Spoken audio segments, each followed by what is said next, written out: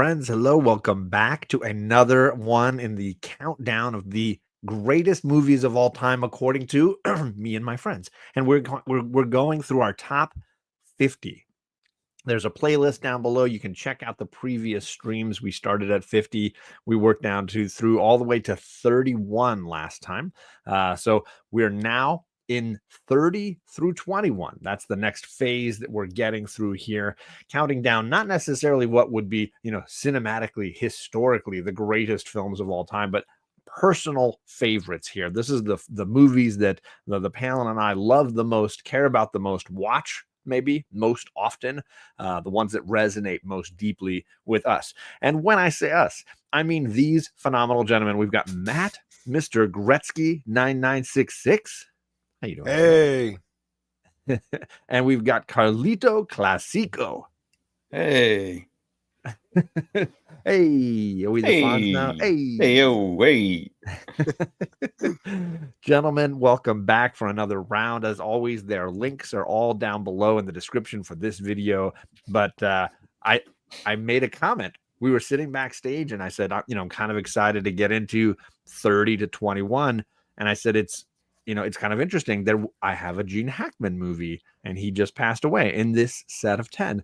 And then both of you responded that you also happen to sort of kismet-like, karma sort of like have also a Gene Hackman film that is going to be represented tonight. Mm-hmm. That's crazy to me. I'm still kind of baffled by that. Worked out. Before we went live, Carlito, you also said something about your 10, the 10 you're going to share tonight. You said this is the section you felt like you've sort of massaged and adjusted the most of all of them. Is that accurate? That's probably an understatement. I think it changed at least a dozen times over the last week or two, and maybe even 5 times today. I ended up removing a couple different subgenres of films off of there and just keeping them for a separate list. I want to do streamlining it a little. Yeah, and God, it was so hard because we're getting into the ones that are rewatched a lot. Mm-hmm. So I'm trying to, the ones I don't watch as much, they unfortunately, even though I love them equally, they're getting cut because I have to, dwindle it down. So let's just say this section started out with like 30 movies in it, and I only had to squeeze it down to 10. So. Wow. Because I already had my top 10 and my top 11 through 20. And then because we're crossing into the top 25 now. This is the cusp of that top 25. Oh yes. Very exciting. Gore. Matt, how about you? How have you in the convening weeks since the last time we did one of these, how have you adjusted any of your selections? Do you feel like they're still pretty consistent? Pretty much consistent, except for 2 movies I had in the wrong spot. So I had to move it from where it was to the newer list per se. Okay. So later on, that'll be we'll get to that point. The next 2 lists. That particular movie switched. Okay. That movie moved out. And I put another movie in because I was like, I don't know. I really want to put that in the list. So I'll put this other movie in. So I took out an older movie and put a newer movie. Okay. It's not newer, but it's in there. Then one movie I dropped out of this list and replaced it with a different movie. So oh man. So some audibles playing out here. I will say I made one audible. I reviewed my 10 from tonight, looked over the sort of did they make the cut? Maybe they didn't honorable mentions list. And then there was a movie that I was like, I think along the same lines as you gentlemen. Oh, this is something I watched a bunch. Yeah. I've loved a long time. Maybe it deserves to swap out something else on the list. And I did end up making that swap. So we'll see how that plays out. Okay. Let's say hello to our chat friends because we got a bunch of people hanging out this evening. Lasso. We got No Good Comics. What's up, Justin? I hope your Saturday's going well tonight. Although we got Las Cruces tailgating as well, and I hope things are going well in New Mexico. Was he the first one or not? He was not, unless he left a comment really early and it just didn't show up. Possible. God, the bot was late. That's crazy. He is now a channel member, by the way. He got gifted a channel membership this morning, just like this guy, Carlito Classico. Mine expired, so I appreciate whoever gifted Rob me. Boswell. Shout out to Rob Boswell. Rob, he gifted 5 today. Awesome veteran and community member. Lasso saying Faye Dunaway as Joan Crawford, probably not this week, but definitely top 10. He's committed. We got Adam makes stuff up, another California homie. What's going on, Adam? We got Conlon Comics. What's going on, Conlon? Hope things are going well in your neck of the woods. Just give me some of that popcorn and your giant size X-Men. It's not happening. I'm not giving you either of those things. Of course, Gore Vidal, movie knowledge fanboy. He knows so much about film, and it's awesome having him in the chat. I appreciate you, sir. And then lastly, but not least, Unruly Simeon, who just came over from JP's stream just a little bit ago. I was in there with him. Oh, JP still streams? That's funny. He just wrapped up his whatever report. And just in time to come over here and heckle us at some point, I'm sure. So I believe Matt started the first night and Carlito the second night. So is it my turn to go first? Yes. Yep.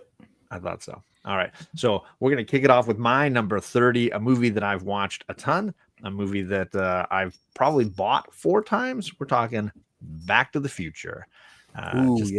Just a great, fun sci-fi comedy. Just so many great performances, just, a great Robert Zemeckis movie. And this was my audible. This was a movie that had made honorable mention list for me and was not going to make the cut. But the more I thought about it, it kept sitting there at the top of the honorable mentions list. And I was like, it's a top 30. This is a top 30 movie for me, a movie that I could watch any sequence of in any time and just sit down and enjoy it from wherever I picked up. Whatever time I sat down to enjoy it. Just so many great moments, so many great lines of dialogue, so eminently quotable. I don't even need the sequels. Like they're fine, they're enjoyable, but they're unnecessary. The movie has a wonderful cliffhanging kind of ending, and I'm just in. It is absolutely just a fun, fantastic movie. So that is my number 30. Nice. Oh, that's a great movie. Plus, Ant-Man based his time travel stuff off of Back to the Future. All his theories, based on Robert Zemeckis's Back to the Future. What's up, Hoarders Hide? Scott is in the chat. But Back to the Future, not like it, right? How can you not like it? But Back to the Future 2 predicted the Cubs winning the World Series by they missed it by 1 year. They were so close. Still 1 year, and they said it was going to be against Florida. It didn't go against Florida. It was against the Indians, but I'm happy they won anyway. Right. And we got Taylor Winder in the chat. What is going on? Funny story. Like a bouncer at the bunny ranch. I used to be a bouncer back in the day. Funny story. Unruly says, I've seen the third one several times, but never saw the second. The second one is really worth your time. The second one is better than the third one. I like the second one a ton. And the only thing that hurts the second one for me is that it doesn't really have a beginning or an end. It's just a middle piece. And as a result, I think it needs the other 2 movies more than the first one does. And I don't recommend the video games. Okay. I've never played I forgot about those. Good Lord. They're not as good as they could have been. What's up, Cliff? All right, so that's my number 30. Let's go to Matt second, and let's hear Matt's number 30. Hoosiers. Oh, so you're coming in hot right off the bat with your Gene Hackman. Yes. All right. Tell us about it, man. Here we go. Boom. I just remember watching that on VHS. I think my aunt, when she was married, my uncle had the VHS tape. And I remember watching that, putting that in and watching that. And then years later, buying the DVD. But I still have I have that somewhere. I think he ended up giving me that. The VHS? Yeah, the VHS tape. Eventually of that. Was it the one with the pair of Converse sneakers on the cover? Yeah. Yeah. That was just so great. And then you had, the drunk coach, the assistant coach. He played that well. Yeah, it's great performances all the way through. Barbara Hershey, so fantastic. Yeah, it's one of those classic sports movies. It's just I'm pretty sure I watched that in school because there was like a movie day or something because we're they did that back in the day. They wheel out the cart with the VCR and the TV and we did that. We did Dazed and Confused. Nice. Really? That's funny. That's awesome. But I mean, obviously, a big time. Dennis Hopper, obviously, you mentioned, so great as the assistant coach and one of the dads. Absolutely phenomenal. And then getting the kid to play that wouldn't play. Jimmy Chitwood, yeah, because the other coach died or whatever it was. The previous coach, had passed away, but was like close with him. Yeah. I've watched Hoosiers a million times. Dennis Hopper is great. There you go. See, I knew we would wake up JP at some point with sports. Oh, yes. I know that's probably not. That's not the last sports movie I have, but I don't know if I've got another sports movie any higher on my list. I do. That reminds me, I forgot to add a sports movie to my list. I actually do, JP. I have a sports movie yet to come, not this evening. Nope. Mine is for another time, but mine is a great movie. All right. Well, there you go. Number 30 from Matt is Hoosiers, and we got our first Gene Hackman mention of the night. He's going to come up at least 3 times, and there you go. A great performance from him in that one for sure. Absolutely. All right, Mr. Carlito Classico, number 30. It's funny. Your first one was Back to the Future. So unfortunately, that was one of the ones I had to cut from my. Oh, well, no, that worked out well then. Unfortunately for me, but fortunately for the show and you, that worked out. But, so my number 30, I'm going to disappoint everyone who's been happy with the first 2 picks. The Hangover. Ooh, I just watched that with the girls the other day. They're old enough now they can watch that. Oh, nice. I'm sure Kate probably liked it pretty well. Now it's time to watch the sequel. Yeah, right. Oh, God. Yeah. But that one seems to be dropping on my list as I get older, but it's still The Hangover. Still timeless, still fun. And I mean, obviously, actually, I should have brought the pictures, but in 2010, I think 2009, 2010, I went as Alan. Sure. Joe Galifianakis. It was such a hit. Yeah, Galifianakis. I didn't have any gray back then, so it was nice. But, what is up, Ruben Guzman? How you doing, Ruben? Yeah, Taylor, a full decade after. Yes, he's coming up way later, right? He's deep in the post 1999s.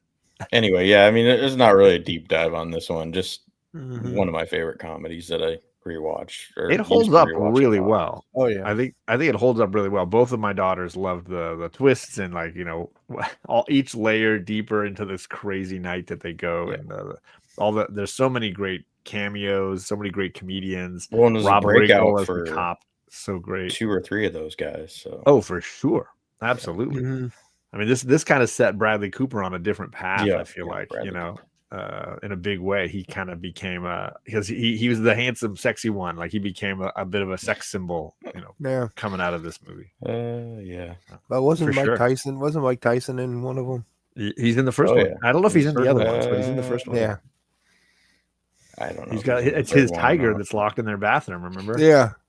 That's how I remember. I remember that whole thing with him. So I mean, I don't know that I could watch Leaving Las Vegas 3 times. Gore, I am impressed with your ability. I mean, I've seen it. It's a powerful movie. I might have seen it twice. I might have seen it twice too. That's a lot. Living Las Vegas 3 times. That's a lot of times for that movie. It is definitely a ton of fun. I think I've seen it once. Definitely seen The Hangover more than Leaving Las Vegas. Yeah. Well, it's certainly more enjoyable in some manner. Perhaps.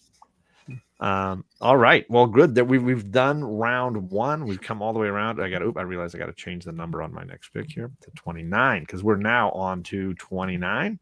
And I'm going to go with a movie I've, again, we're into the section now where these are movies I've seen probably more times than is healthy. Let's just keep going. That's my top 10.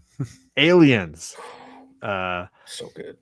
It ranks higher than Alien these days for me. Yeah. It has taken over the years. It's flip flopped a few times where I felt like Mhm. maybe I like this one better. It's a testament, I think, to the quality level of both films. But there's just something really visceral and intense and unrelenting about Aliens, and Mhm. all the firepower and all the extra military might cannot possibly do anything to defeat this threat. And then I love the script better. I think in the end, I like the concept of, the female protagonist mother character and the alien queen and these two powerful women kind of like battling it out, and the men just Mhm. kind of caught in the middle, just getting annihilated. There's just Oh, something yeah. wonderful, I think, in the concept that Cameron had and the way that he executed it. So Mhm. Aliens, I think, currently is ranking above Alien at this point for me, and that's the one I picked for of the two. I went round and round and round, but in the end, I think Aliens is just the movie that I can sit and enjoy on repeat more often right now. Yeah. So Yep, I think it's mainly respect it. James Cameron as well on this Yeah. list. So I sorry, also, Cameron. I also fan. respect that too. I mean, it's one series you can keep watching. All the Right. movies, because they're all pretty good. I'm not going to say that. I'm not going to say that. I mean, when you get down to Alien, I mean, they're all enjoyable for the what most is it, part. Alien versus Predator? They're all watchable, I suppose you could Yeah. say. But I only truly love the first two. That's just the way I'm at. I haven't seen Romulus yet. Third one was okay, but I have affection for the third one because I got to visit the special effects gentleman who did the work on that film. So I got to go to their offices and see like the dog with the big hole in its side and the alien costume and all the stuff. They had it all there, and they could kind of like see it. It was really cool. They had just won the Oscars because they also did Death Becomes Her with Meryl Streep, and they had like the stomach with the hole in it and the head turned backwards. And that movie almost made my list. Death Becomes It's Her. a whole lot of fun. But again, the special fun. effects, they were really revolutionary in that movie. What's up, Kenneth Bird? How you doing, Kenneth? So there you go. Another I guess I'm in the late 80s, early 90s stuck kind of. Yep. You're still a decade behind me. So right. Yeah. All right. So 29 for Mr. Matt. Okay, we're gonna go with a classic John Hughes movie. Love it. Uncle Buck. Yes. Ooh, yes. Classic Movie. That is just one of the greatest movies ever. I think John Candy could not do no wrong in that one. No, me and my brother watched that so many times as kids. Oh yeah, I see it a lot, countless times. I agree, Gore. H.R. Geiger's obviously designs for Alien, incredible, right? The inspiration for so many things. Uncle Buck. I mean, I remember. It's one of those movies my wife will watch over and over again with the girls. Like they'll get into, it's a Gabby Hoffman and Macaulay Culkin are the two kids, right? The youngest kids. Macaulay Culkin, hilarious. I think that was his first movie. Oh my God. The giant pancake and the syrup and the giant pat of butter on it. And then how he just freaked the kids out when he got the drill. Oh my God. Yes. And Bug, and then the girlfriend. and then when he goes to the school. Oh God. This scene, yes. What's your record for consecutive questions asked? Yeah. You have a lot of nose hair. Yeah, and then about the back and forth. About the wart. Oh, yeah. Yeah. Because my ex-wife has a shirt with that. I know she has a shirt that has that on there. It has the wart thing on there. Oh, so quotable. But I think this has been maybe a consistent theme between these lists because we've had a lot of John Hughes either directed and written movies or written movies so far on these lists. Because I think I've had two myself. Oh yeah, because it's like, what did he do? He did Home Alone. He was in Home Alone. Candy Candy, and then it was, but that was also written by Hughes. Yeah, because he did that for free, I believe, or minimum, whatever they had to John pay him. Candy did. Yeah, whatever they had to do, and it was all ad-libbed. What I've heard, it was like $500 or something, wasn't it? It was like whatever the minimum very cheap SAG wage was, or whatever it was back then. Yeah, so That's a we've great already one. had a lot of Great great pick. references to John Hughes because I Yeah, 'cause had I had Dutch, and then I had Ferris Bueller, and I had Breakfast Club. yes, Oh, We've yeah. had a bunch of John Hughes love. I kind of love this, and John Yeah. Candy is one of those guys. I was watching. I hadn't seen it in a long time, but I'd watched Great Outdoors with my girls the other day, Oh, yeah, that's a great movie. and there's something heartwarming just when he comes on screen in anything. It's wonderful. He brings this like joy and kindness, this gentle, attitude onto the screen. Whatever it is. We watched Blues Brothers the other day, and he's the cop trying to catch him with orange whip. Oh, yeah. Orange whip. 3 orange whips. Like I just there's just something so comforting about John Candy. Oh, yeah, Gone Planes, Too Soon. Trains, Automobiles. Oh yeah, Greatest the one that rips your Thanksgiving heart movie out. ever. Oh my goodness, so good. yeah. It's like yeah. a warmth mixed with vulnerability or something. I don't know. It's, Right. Yeah. It's, And he's usually a screw up, but you're Oh, yeah. cheering for him to figure Oh, it yeah. out, right? Yeah. Yeah, you had what else did he do? Wagons East, the last movie he did before he died. Yeah. I was don't thinking know of if was I it ever saw that one. Brewster's Millions, where he's like the best friend to Oh, yeah. Richard Pryor. He's the And he catcher like of the pitcher. yeah, and he screws him over with buying something or whatever. No, his investments actually work out. It's like which Yeah. messes up because Richard Pryor's trying to lose all the money. Yeah, he's trying to lose it. He knows he's getting that 300 million or whatever it is. Right. Yep. Oh, so good. Great. All right. Then I guess we're on to Carlito. What is your number 29? 29 is Denis Villeneuve's Dune. Ooh, part 1. I'm assuming. Part 1. Ooh. Wow. All right. Is this our second Denny pick? Did I have a Denny pick up to now? I don't think I did. Oh, I did. I did Arrival already. You did Arrival already. That's right. So we've had That's 2 Denny picks. Yeah. Yes. What is it about Dune? Why does this one rank so high for you? So for me, I was never into the books, and then the the 80s film was kind of hokey to me. The Sting. But I mean, doesn't mean it was bad or not enjoyable. Just kind of like I never really took it seriously. But with Denis' version of Dune, I remember, when did this come out? Was it 2019? I thought before that. A little bit before that. Yeah. Sorry, 18, But 17, something like that. Something like that. I just remember it being. I kind of felt like movies 2021. were. Oh, it's 2021. Oh, Yes, The sir. first one. Okay. Yeah. okay. So I it guess was, we're all it off. was after the pandemic. I thought it was kind of after that, but I just remember I thought the cinematic experience was kind of dying, Sure. and then I saw this, Mhm.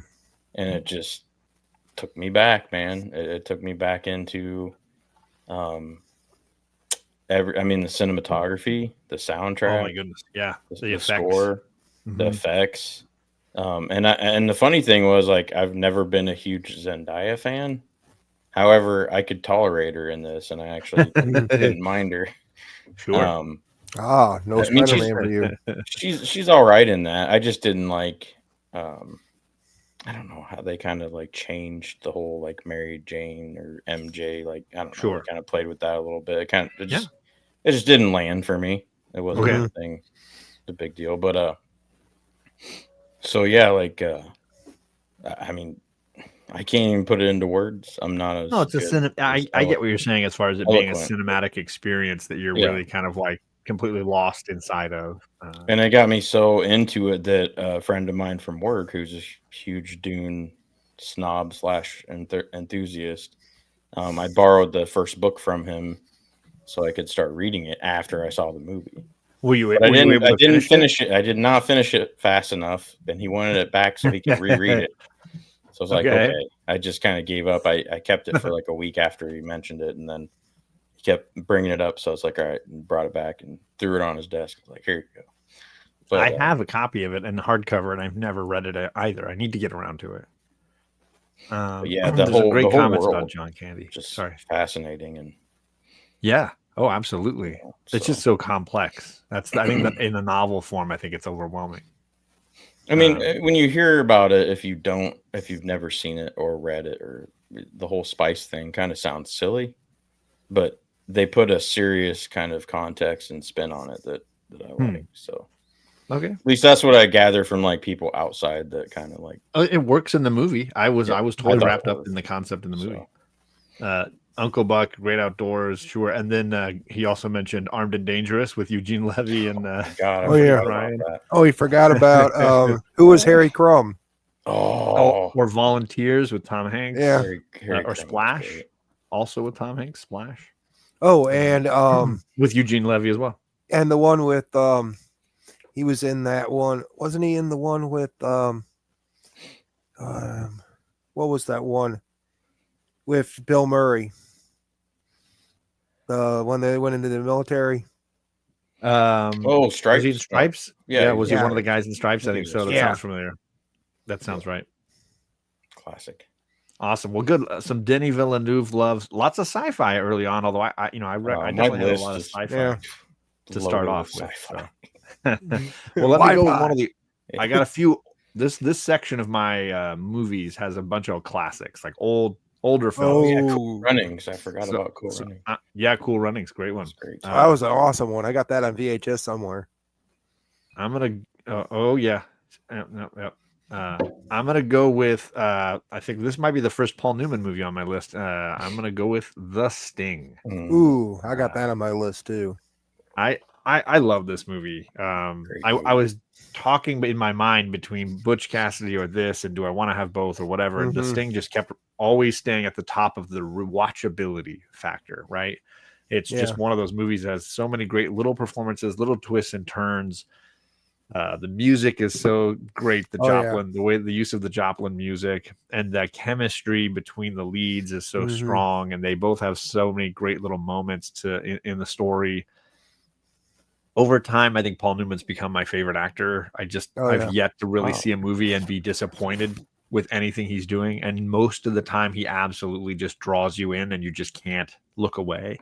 And Henry Gondorf, is one of his best performances for me. I just love everything about it. The card tricks, the wordplay, the knowledge he's imparting to Redford about, always drink gin with a mark. They won't know if you cut it. Like all the little things that he does. Yeah. And then, when he goes in and pretends to be a drunkard at the poker table, and you're just, you see him like walk normally down the hall, and then all of a sudden he turns this character on, and he's like a drunkard going in. It's just so wonderful, this performance. And so I argue it's iconic, man. Really it's iconic. 100%. Yeah, 100%. I mean, you have Irene Brenner in there too, as she's the one that works with Henry, right? Yeah. I can't remember how old I was, but my dad showed us that film. Yeah, that's what my dad kind of like got me hooked on it. I don't know. We were kind of young, and we're like, "Oh, this is an old movie," that kind of deal when we were kids. But holy crap, man, did it capture my attention. It was great. And I just watched it not too long ago for the movie list. I have not seen it in probably 20 years. Yeah, I've rewatched it just to freshen up. I get the feeling that a lot of the charm of the more modern Ocean's 11 is built on the format and style of The Sting for me. And I can love them both independently, but at the same time, there's something about the format of The Sting and the format of Ocean's 11, the way that they're designed. I think they share a lot of similarities for me. Yeah, for sure. Gore is mentioning Jodorowsky's Dune-inspired graphic novel. And then obviously lots of love for The Sting. We got Matt from Heroes for Hire Comic Club in the chat. What's going on, Matt? It's definitely worth the time to take it and rewatch it. I've been going through and just watching for Paul Newman movies that are streaming, and whenever the month clicks over, is there anything new that came up, and try to watch. What was that one? What was that one he did? Paul Newman. Oh my gosh, so many. That race car movie. That was not Grand Prix, right? That was no. I think Grand Prix. No, maybe that was Grand Prix. I own it. I own the movie. I own Grand Prix, and I own the other one that the guy from Rockford Files did. Oh, James Garner did one too. Yeah, he did one. Okay. Yeah. Well, and I know that Steve McQueen did one. Yeah, he did. They were all race car drivers. He did the Le Mans movie. Yeah. Okay. I got that too somewhere on Blu-ray, I think. I just watched HUD for the first time the other day. I was blown away. It was grand. Yeah. Really hard to watch, a more heavy kind of film, but really good. And not as good as Cool Hand Luke, but really good. Oh, yeah. All right, so that's my number 28. We're back around to Matt. Okay, my 28 is the original Ocean's 11. Oh, what a perfect timing to bring that up. I will legitimately say I've never seen the original. So You've never seen it? I've Doesn't seen have Dean Martin in it? Yeah, it's the Brat Pack. It's Dean Martin, Sammy, Blue Frank. Eyes, Frank, the other guy. Forget that guy's name. There's like a fourth guy. The Kennedy dude. And they used to all work and do like the club. Okay. Like right afterwards, because I watched a documentary about it. And that, so they would work until like do the movie and then work like late at night doing like their go and do a performance do like or whatever. Performance or whatever, and then still come back and do that. And then Frank wouldn't do like second takes or anything. He was one of those guys that said, "I'm only doing one take." Is what he wanted to do. He's Frank. He screws it up. What are you gonna do? Yeah, and it's so different from the remake. The remake that it's like, you know, because the ending was changed pretty much. I guess so they could do a sequel. You know, they got away with the money, and in the original, it ends up getting burnt because the guy that they put it in a guy's coffin who died, and the guy ends up cremated. Yeah, they end up cremating the guy instead, you know. So they end up losing all the money. Oh man! But it's basically the same thing. Like Sammy Davis's character was who was it? Don Cheadle. Don Cheadle. Yeah, it was his character, like the explosives expert. Yeah, it was like the same thing, and the other guys, you know, and it just worked. Funny. You know, it just worked. Well, I mean, the chemistry between them is notorious. Like, they could do no wrong with that one, you know. Oh yeah, so I'm sure it was just getting your buddies together, kind of like they did with the remakes, for sure. Yeah. Newman does not disappoint, but if the Sting isn't high on, what Newman film would you rank near the top? Are you more like The Verdict? He might be more like I think he's a Verdict kind of guy. And he's never seen any Ocean's films. There's a lot. I mean, because they did two with the original cast, right? And then they did 4 or 5 with the newer cast. Yeah, they did. Yeah, if you like a good, like, you know, heist film, they're perfect. For 11, 12, 13. They did 3 of those and a couple others. And then there was 8. They did like the women team, right? With the women team. Sandra Bullock. Yeah, that was when she was. I never saw that one. I actually picked it up by mistake, and I bought it and I thought it was what it was. I think it was I got it at the Goodwill or something, and I picked it up thinking, okay, I'm gonna like this, and I realized what it was. It was in Spanish. Oh, jeez. So I was like, okay, I don't understand Spanish, so I'm not gonna watch That's this. That's gonna be difficult. Yeah, that's gonna be challenging. It's always trying to, but yeah. So that's something I need to add to my list then, because I do enjoy the remake. So if the original is that good, then I mean, maybe. Oh yeah, it's great. All right, Carlito, number 28 or 28, if you want to do Spanish. Oh shoot! Hold on, my cat was started my Spanish throw you off. 28. Yes, sir. This is the Gene Hackman film. Ooh. Also with a Oscar-winning, excellent co-star Denzel Washington, Crimson Tide. Ooh, great movie. Ooh, great movie. Probably, I remember seeing this for the first time. That's one of the most intense anything I've seen with 2 actors going back and forth.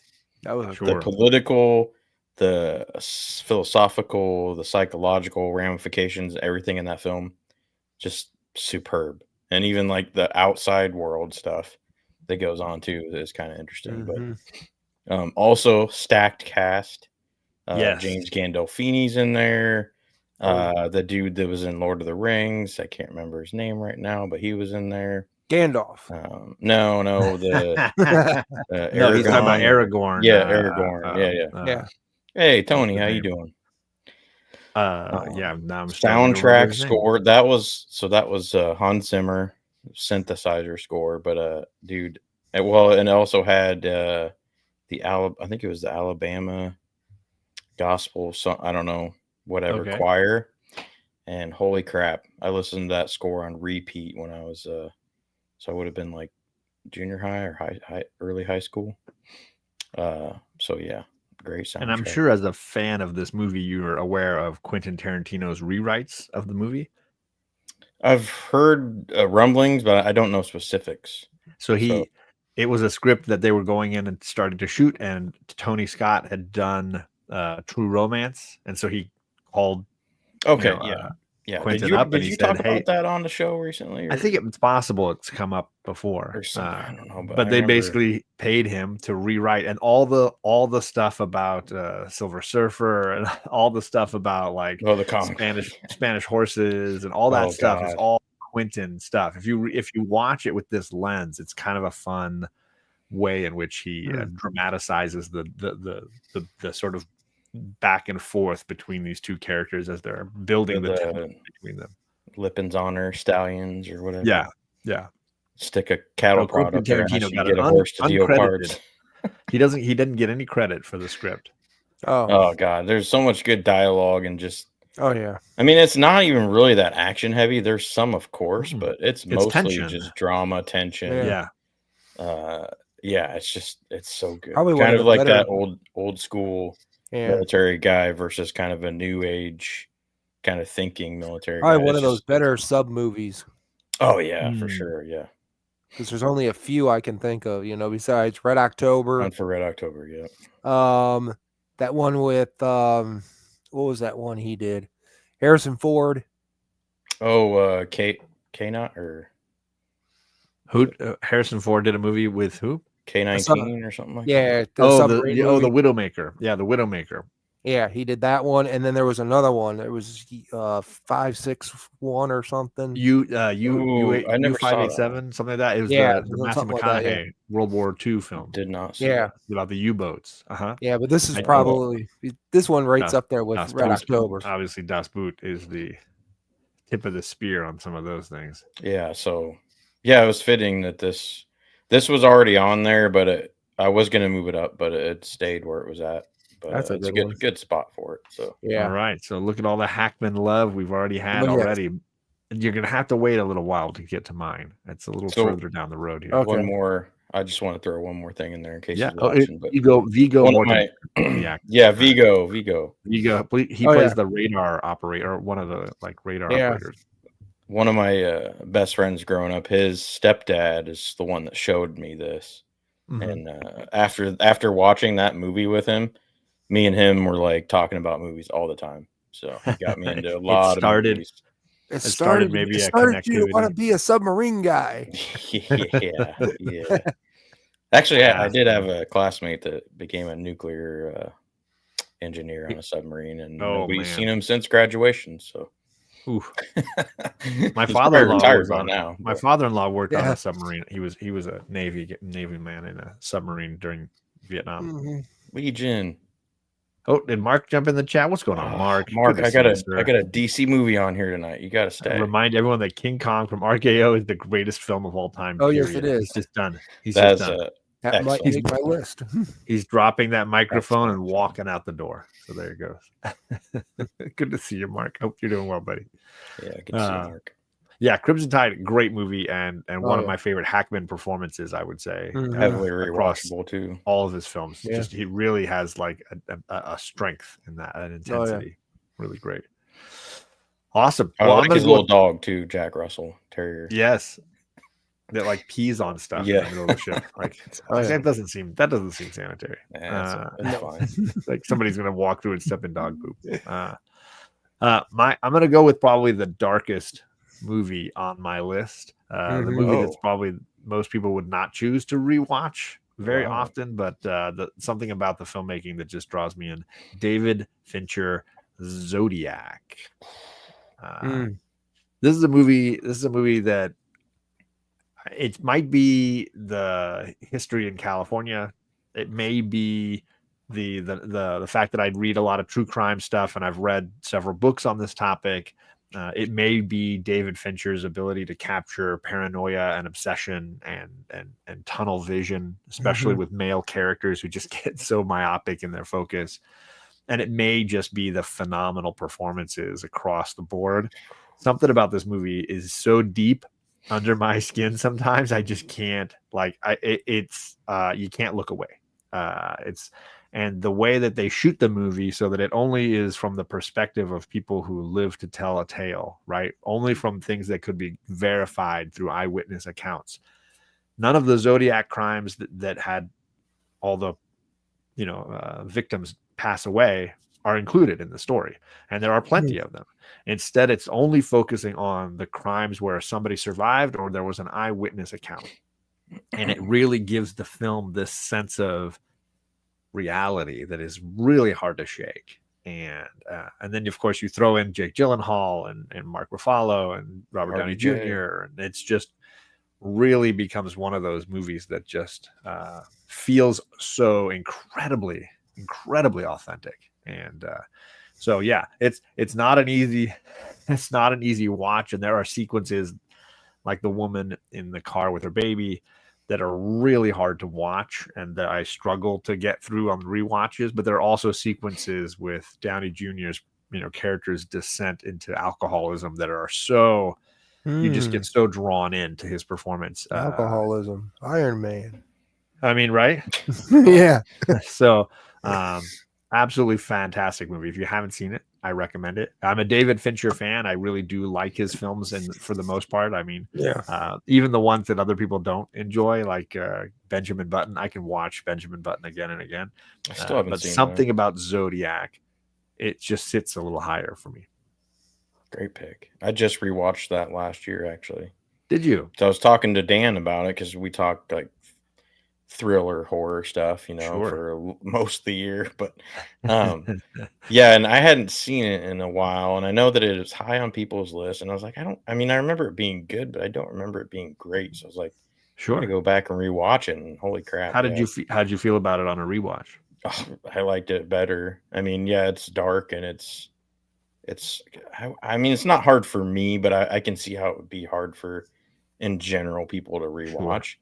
But like, it's just so, like you said it perfectly, the way that he puts you into the situation and stuff. It's just, you can't take your eyes and ears off of it. You're glued to it, And then also, it makes true crime feel real. Like it just really, it captures it almost like a documentary in some way. There's almost zero like Hollywoodness about the film. Yeah, so I really appreciate that.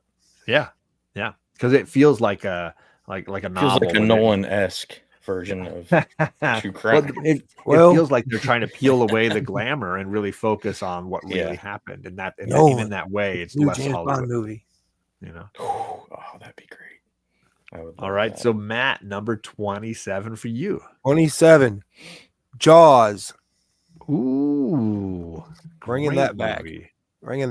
Spielberg makes his appearance the first time tonight, and I don't think I got him tonight. So yeah, I don't have him tonight. Rare sections I don't have a Spielberg movie. I do in my next section. Because I had Jaws in my 50 to 41, and I had Jurassic Park earlier. But this is the first section I've got without a Spielberg movie. Actually, my next two sections. So. Wow, great pick, Matt. Oh yeah. Jaws is great. What is it about this? Do you remember when you saw it the first time? Probably on TV, probably. Really? Yeah, at some point, yeah. You weren't lined up at the theater to go see it with the 19 other people or whatever it was? No, I wasn't even born yet when it came out. Oh, exactly. Okay. I thought you were a little bit older than that. My bad. 78. So, yeah. Okay. I mean, I remember reading the novel because somebody told me that it was written in my hometown in Laguna Beach. It's based on a city in New Jersey and a shark attack that happened in New Jersey. But Peter Benchley wrote the book in Laguna Beach. And so I was like, well, I got to read this thing now. And I had seen the movie already, but the book freaked me out even more. And I've got pictures of me as like a teenager reading it at the beach. Oh, we should have brought those for tonight. Yeah, but nobody needs to see that. Yeah, it's better than I remember watching the fourth one. The fourth one was terrible. Oh, good Lord. Yes. What? You really don't need sequels. This movie did not need sequels. You had the first one the second one, and then you had the third Jaws one, 3D, which was right? basically 3D. Dennis But I Quaid, remember watching that on Louis TV, Gossett Jr. and it looked so stupid because it looked so stupid because I was like, why are we Dennis Quaid, this and that? You and can why say the second one is stupid too. You can say it. It's okay. I mean, I was just like looking at the third one, like, okay, without the 3D glasses and you're watching this on TV, it doesn't make any sense. Makes no sense. The fourth one basically was based, on the kid or whatever it was, supposed to be what his son years later grown up and the Sharks getting revenge. I just love on the him. interviews where people ask Michael Caine about it, and he's just like, "They paid me a ton of money for that movie. That movie bought my mom a house. Like that's it was so. he's like, I don't care. The bad part about it is that the Nintendo game is based on the fourth movie. Yikes! So instead of being based on the first movie, they based it on the fourth one. I found that out years later. I was like, you gotta be kidding me. What's up, Monch? Is in the chat. JP says he's just repeating the mantra. There's only one Jaws movie. They only made one Jaws movie. Say it enough. Back to the Future 2, wasn't that like they were on Jaws? Yeah, it was like 15? Jaws 27 and Rocky 35 or whatever. Yeah, it's like we're getting. But they were aware that we were heading towards an era when it would all be sequels. That's all we would get. Well, Rocky's had 6. He's had 3. Do you count the Creed films? I mean, if you count the Creed films, they've had 9. 9 now. Yeah, I still remember seeing number 6 in the movie theater. I remember seeing that in the movie theater. Number 6. So Gore was who I was thinking of that went to the theater and it scared the crap out of him. I mean, I would love to see it in the theater. I've never had that opportunity, but I would absolutely love it. Oh yeah, but I had that feeling when I watched Jurassic Park. That was scary as heck the first time I saw it. And they said that the shark never worked.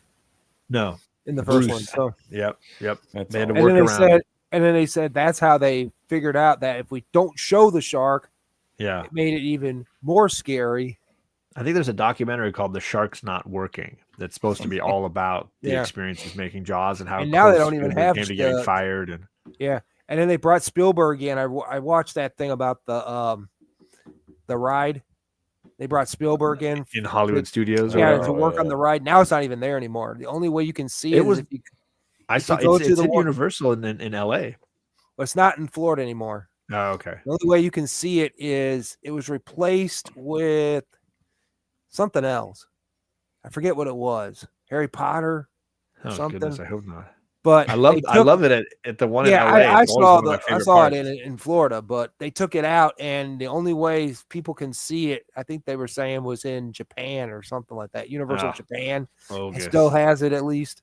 So it's just terrible that they take out a great ride like that. King Kong, I remember that ride. Well, you want it to be as culturally relevant, I suppose, as possible. Yeah, haven't had a Jaws movie in a long time. Yeah, but my cousin freaked out on that ride, the King Kong ride. Okay. He freaked out enough that they had to stop the ride and had to remove them from the ride. Oh, Fred. Damn. So I was like, you mean to tell me that he freaked out? Yeah, he was like real little at the time. And I'm like, you freaked out on that? But I saw it like years later. But yeah, it was like not bad. All right, well then let's let Carlito get in here on number 27 for him. 27. I'm going with all of these really have a personal story, but comedy. And I think it was Thanksgiving Day, maybe. I went and saw it with my uncle, my brother. And we got into some shenanigans after the film in his SUV, but I won't get into that. But anyway, it's a classic Bill Murray Groundhog Day. I watch it every year on Groundhog Day usually. Oh yeah, I missed this year, but I'll pick it up here in probably a few weeks and rewatch it. But I mean, it's just even Andy McDowell, everything about that film, it's so rewatchable and so quotable and so funny. Yeah, and he's just great. It's I love her movies. Yeah. There's not much. This is a movie that will appear again on our show. It won't appear again tonight, but I will guarantee you that we're going to talk about it because it is, to your point, it's the best Bill Murray movie from my money, and Oh. Harold Ramis as the filmmaker Yeah. behind it. I wouldn't. So not what about Bob? Nope. No, I what would about not Bob? argue No against Quick Change. Quick Change was against that. good, That is but great. I don't know that I would call it good, but certainly watchable. Royal Tenenbaums. Royal Tenenbaums I love, and that was an honorable mention movie for me, and is my favorite Gene Hackman performance. Period. That's my ultimate Gene Hackman performance. He is not Loose centerpiece. Cannons. That's one of those that slipped away from me. I gotta check that out. Royal Tenenbaums. Tenenbaums is great, but I understand people that are turned off by Wes Anderson as a filmmaker, and his movies don't work. Yeah, for them. For me, it wasn't. That's the one that I think I more easily connect with. That one and Rushmore, I can get into a little more. Oh yeah, Rushmore, yeah, which is another great Bill Murray performance. Meatballs. What's the camp one? What's the is that the camp one, right? Meatballs? Yeah, it's the camp one. Yeah, yes, Meatballs. That's yeah, the one. Yeah, where he's the camp counselor. Yeah, and then the second one, not so much. But yeah, Carlito, to your point, like Groundhog Day is just—it's one of those movies that you just watch which is shocking to me. Right now, I've got lines just going through my head already. Like the film is starting in my head, like blood sausage. You know, I love oh my gosh. But I also hear it's a movie that I want to say Bill Murray was going through a divorce, and he was apparently like an absolute jerk. I bet he was. And it almost ended the friendship between him and Harold Ramis. Like they stopped talking for years. They refused to communicate with each other. Well, Chris Elliott was great in that too. Apparently, it was only recently with the newer Ghostbusters movies that before Harold passed away, that Bill and Harold kind of reconnected. But this movie, Groundhog Day, like drove a nail in their friendship. I could see in a big way because Bill was just struggling through the divorce and was an absolute terror all through it. And everybody hated him. He was just a jerk all through the movie. Oh yeah, and half the time I hear Bill Murray shows up when Bill Murray wants to show up to a movie set, which must be hard when every scene has Bill Murray, like every moment has Bill, and he's repeating the same scenes over and over again, and yet has to make each one distinctly different from the next. Yes. Or I'm with you. I like What About Bob too. It's not as easy as a rewatch. A Man Who Knew Too Little. That was a great Bill Murray movie. Oh my god! I don't know about great. You're getting stretched. I actually like the one with ScarJo that Lost in Translation. Lost in Translation. Great. Yeah, that's a great one. Yeah. Don't forget his newest movie coming out. What's that? Oh, I forget. I think he's in 2 movies coming out, I think. Oh, is he? Yeah. I haven't heard a thing. This year, yeah. Can't remember. He kind of got semi-canceled there, though, for a while. So. Oh, he was in Zombieland. Oh, he played himself. Yeah, and he got killed. I haven't seen it. Yeah. Oh, it's so funny. We've already ruined the cameo, but the idea is like I've heard about it. They break into a house to escape the zombie apocalypse in Beverly Hills, this big mansion, and they go through and they're like, wow, I wonder who lived here. This place is amazing, and they're having a grand old time. And then the girl stumbles into the bathroom and finds Bill Murray's alive. He's just been hiding out in his mansion this whole time. They're like, oh my God, you're alive. And Bill is playing Bill, and they're like, oh my gosh. He's like, yeah, I just, I have my stuff here. I'm pretty good. And she's like, oh my God. And he's wearing like fake zombie makeup as a way to keep the zombies away. And they're like, oh my God, you should play a prank on my friends and scare them. And they're like, oh yeah, sure, we can do that. And he bursts in to try to scare them, and they think he's a zombie, and they shoot and kill him, and he dies. Like that's the guy that played he's in the movie for like Jesse. 10 minutes, and it's phenomenal. Awesome. Yeah, who was it? Jesse? Was it Jesse that killed him? No, it's it's the guy from Social Network and BVS who plays Lex. Eisenberg. Yeah, Jesse Eisenberg. Yeah, they try to scare Jesse, and he's got like a bat or a gun or something, and he kills him. A gun, and he shoots him. Yeah, and then Bill has a great death scene where he's like, he really killed me. Movie his movies are coming out of Riff Raff, and The Friend. Okay, I don't know anything about either one, so we'll have to see. Haven't heard a thing. Yeah, it's with that actress from she played Stifler's mom. Okay, yeah. She's in that one with him. Yeah, gotcha. I think it's a mob movie. I think that one's a mob movie, I think, or something like It that. is. I've seen the trailer, and they're like, it's like a road trip movie he's Yeah. playing like a hitman or something. Yeah, something like that. Yeah. Yeah. Interesting. The other one I don't know much about. That's the only one I remember. All right, I'm gonna kick us into gear here because we're going a little slow tonight. Bill Murray That's my tangent. fault. It's my fault. Too much Bill Murray. Well, I mean, can there ever be? Yeah, Number 26 for me is Lawrence of Arabia. Ooh, good one. Classic. It's just one of those cinema masterpieces that I can watch again and again. I love the language of the film. The photography is so stellar. The topic is so interesting. The history is so well portrayed. Obviously, O'Toole is so wonderful in the role, and Sir Alec Guinness so wonderful, and it's just jam packed with performances that are captivating. Claude Rains, it is a cinema masterpiece, and it's one of those films that I think it doesn't matter where it is, you could sit down and just kind of be absorbed and wrapped up. Like Carlito was saying about Dune, it's just a captivating universe, and you just find yourself absolutely sucked in. If you can see it, a lot of film, theaters and stuff will run flashback films, and they'll run this movie.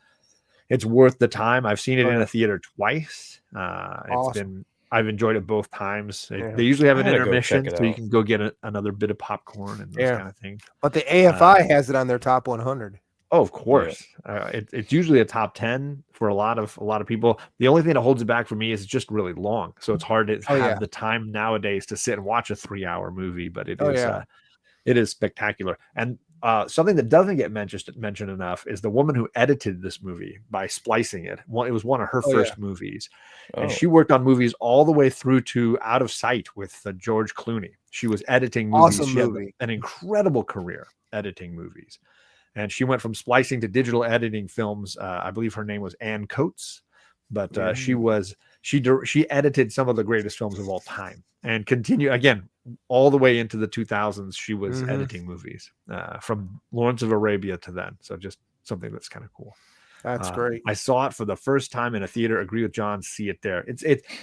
It's one of those movies that is just absolutely built for that experience. Not that all movies aren't, I suppose, but I think Dune's the same way too. I think because I know a lot of people that were still kind of not going out to theaters during the time, it's like, God, you got to see it in the theater. It's just, I mean, it was right around the same time the last James Bond movie came out. Oh, the No Time to Die. Yeah. People were the diehards went and saw it, but a lot of people were like, I'll just wait. And that's basically what I did. You wait about a month, and it was on Amazon streaming service somewhere. Yep. Because it came out like in September, and by November it was already streaming. So I was like, okay, I'll watch it on the streaming. At that point, with my parents and that, we all saw it, and I actually liked it. But seeing I did too. But it's those kind of movies that I think are, hopefully going to drive people back to the cinema, and if we can start getting back. But to if that. you hear what Matt Damon said, it's the thing about the reason why movies are dying is because they don't have DVDs. That's a huge part of it. There's a huge part of that. That secondary market is a huge there's no secondary market, and he said that's what's killing the movies. Nobody's going to go see it, especially. He says nobody's going to go see a good movie. And unless it's on streaming, because they say I can stream it for way less than I can go pay for that, and I can get 20 people to watch it. For sure. All right, 26 for Matt. What do we got, bud? 26. We're going with The Sting. Also, wow, there we go. What did I forget to mention about it? What is it that you want to say about it? Probably nothing. Probably, but I mean, my dad showed it to me, so that's one thing. Watching that movie. Robert Redford's character. I love Robert Redford in that. Heck yeah. The guy, his partner who died, the black guy. It's James Earl Jones's brother. Yeah. He ended up getting killed in the movie. Yes, he does. And then that's what drove him to go work for the other guy. And Robert Shaw. Now you've got two movies in a row with Robert Shaw as the bad guy and as Quint. Yep. Oh yes. Was it Lonergan, Mr. Lonergan? Yeah. And it just works. It's one of those things. I think they did a sequel. They did, and I want to say it doesn't have either of the guys. It's like it's No. built around a different operation. I don't know. Does any of the cast repeat? I don't as even the think sequel? any of the cast returned, if I remember Crazy. correctly. It's been a while since I've seen it, so Yeah, I don't know that I've ever seen it. I just heard of it and then researched a yeah. little bit about it. It was like, this sounds horrible. Why would you? I Why know would you? Why would you remake this Sting without those two guys at the that's what bare I always minimum? wonder sometimes. I'm like, Sting Yeah. 2, okay. At the bare minimum, you get Newman and you get Redford, and then Oh, you yeah. get that. You got an And then idea. working together in all their movies, and then Redford going on to do, what was it? The Marvel movie. He's in Winter Soldier. Yeah. Yeah, Winter Soldier there, doing that kind of stuff. So I mean, it works. Yeah. Absolutely, 100%. Well, I'm glad. Good. I'm glad it appeared twice. This is our first official duplicate where it's happened 2 times, right? Oh yeah. Jaws. Oh, and Jaws. Okay, Yeah, there we go. Yeah. All right. Then that takes us over to Carlito Classico's number 26. Oh boy, another downer for all you guys. But it holds a special place in my childhood, even though that sounds weird, especially when you hear the title, you'd be like, yeah, that's kind of creepy. But Wes Craven, A Nightmare on Elm Street, Robert Englund. Ooh, the first one. So this is the one horror film I left in this 10. Mhm. I had like 6 in here, and I was like, I gotta cut this down. I gotta think of the most impressionable one out of all of them and just leave that in there. And Wow. it was tough to cut those other 5 or 6, but No Jeepers Creepers. this is the one that has always been. Sometimes it's fluctuated, but usually it's been at the top for me ever since I was a kid. So yeah, long story short, I think I was 6 or 7. Yeah. So this is the 80s, back when street lighting was not great. You know, you had a few lights kind of scattered, but if you were in a small town or whatever, and down a hill and in a wooded area, there's not much street lights. And then we had that big living room, just one window pane, like, oh yeah, you know, and then you had like 2 little window panes on the side, but just one big giant window pane, and they didn't have any curtains or nothing on it. And it's the middle of the night, and for some reason or other, I was like 6 or 7-ish, somewhere around there, and I had to go pee. So I get up in the middle of the night, and the bathroom was on the other side of where my bedroom was, and so I had to walk by the TV that my mom had left on in the middle of the night, and it's the beginning of Nightmare on Elm Street, and you just hear this, you know, when he does the finger knives on the side of the on the buildings, the garage, the buildings in the house. And I just like paused, and then we had this creepy old oak tree in our front yard, which was simultaneously casting like a shadow. It looked like someone was moving. And so I'm frozen there in my living room for like 5 to 10 minutes, and I'm just like, I can't move, and the music is creepy. And I'm just sitting there, and I'm just like, and then like a couple minutes go by, and I just like run to the bathroom and then run back in bed. But yeah, shout out to Charles Bernstein for creepiest soundtrack I've ever heard in my life. Very freaky. So. Yeah, I mean, Freddy's coming that too. Yeah, but it was on a budget of only 1.1 million. Yeah, that's crazy. And a lot of those early horror films, Halloween, Friday the 13th, the budgets were insanely low. Yeah, but it made a good amount of money. So. It made a ton. Yeah. So 2015, I got to meet Robert Englund at the Comic-Con here in Des Moines, Iowa, and WizardCon, which I don't think's around anymore. Can't see why though. They had a great first year, and then the following year just somebody bought them. Somebody bought them, and it was garbage, so nobody really went. But anyway, it was a Sunday. And by that time, you know, Sundays usually you can meet with creators and artists and actors and stuff a lot better, because usually people have like kind of petered out by that point. Yeah. There's not a lot of traffic. And I was sitting up there talking to him for like 15, 20 minutes, just me and him. Yeah. You know, he didn't have to do that. He just chose to do that. And he was telling me a story of he's a very personable, nice guy. Oh, so down to earth. And like, you know, I never really get like starstruck or anything like that, but yeah, I just completely forgot for a second that he was, Robert Englund and Freddy Krueger, and he was just talking to me and telling me the story that he probably tells all, but I was telling him my story about being a kid and seeing it, and then he goes, "Well, there was a little kid on set. Well, I think one of the kids of the actors or actresses, and he happened to walk by when they were doing the scene with Tina, the babysitter, on the ceiling or whatever. Oh man! And it screwed up that where they kid. rotated the set. And he goes, that kid had to go to therapy for like 6 months or something like that, and just the whole conversation was great. And the only thing I kind of regret is, so like last second, he's like, "Did you bring any pictures? Get out," because I guess he'd ran out.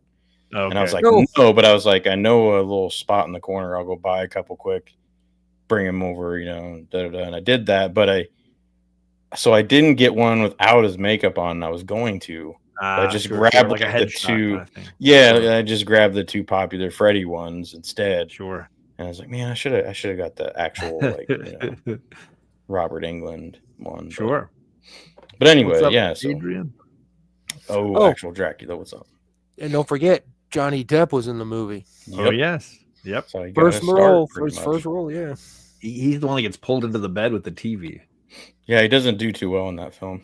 Well, nobody but right. That's true. Nobody but Heather Langenkamp really survives that. So All right.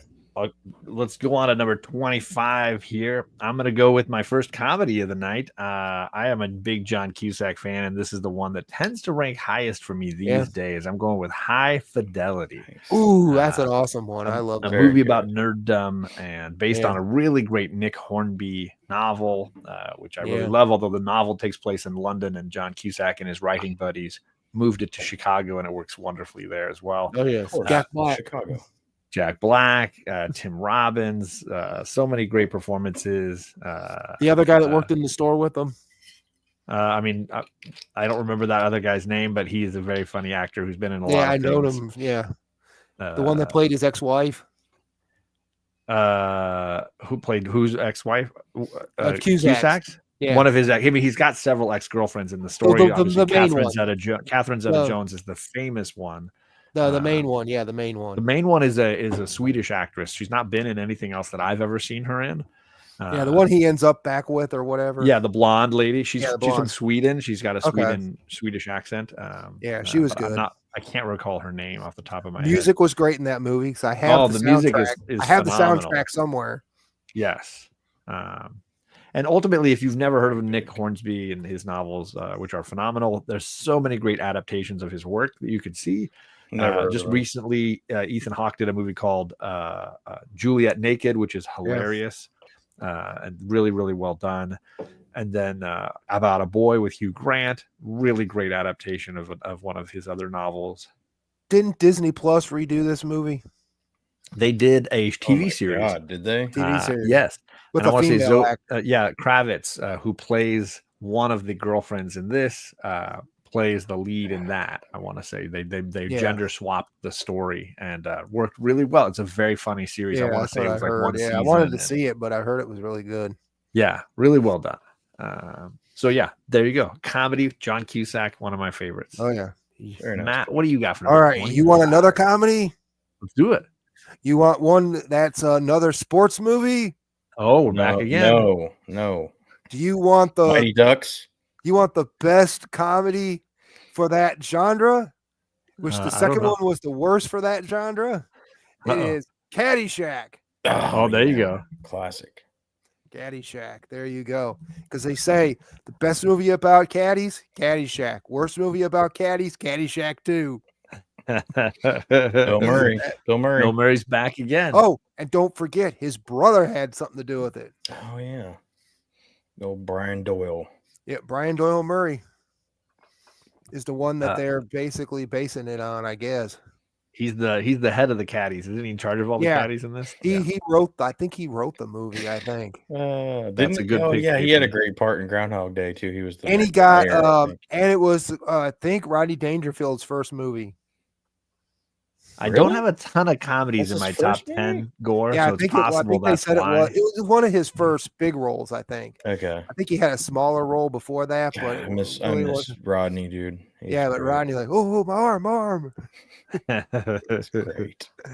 And then Ted Knight before he At died. night. Oh yes. The man, the myth, the legend.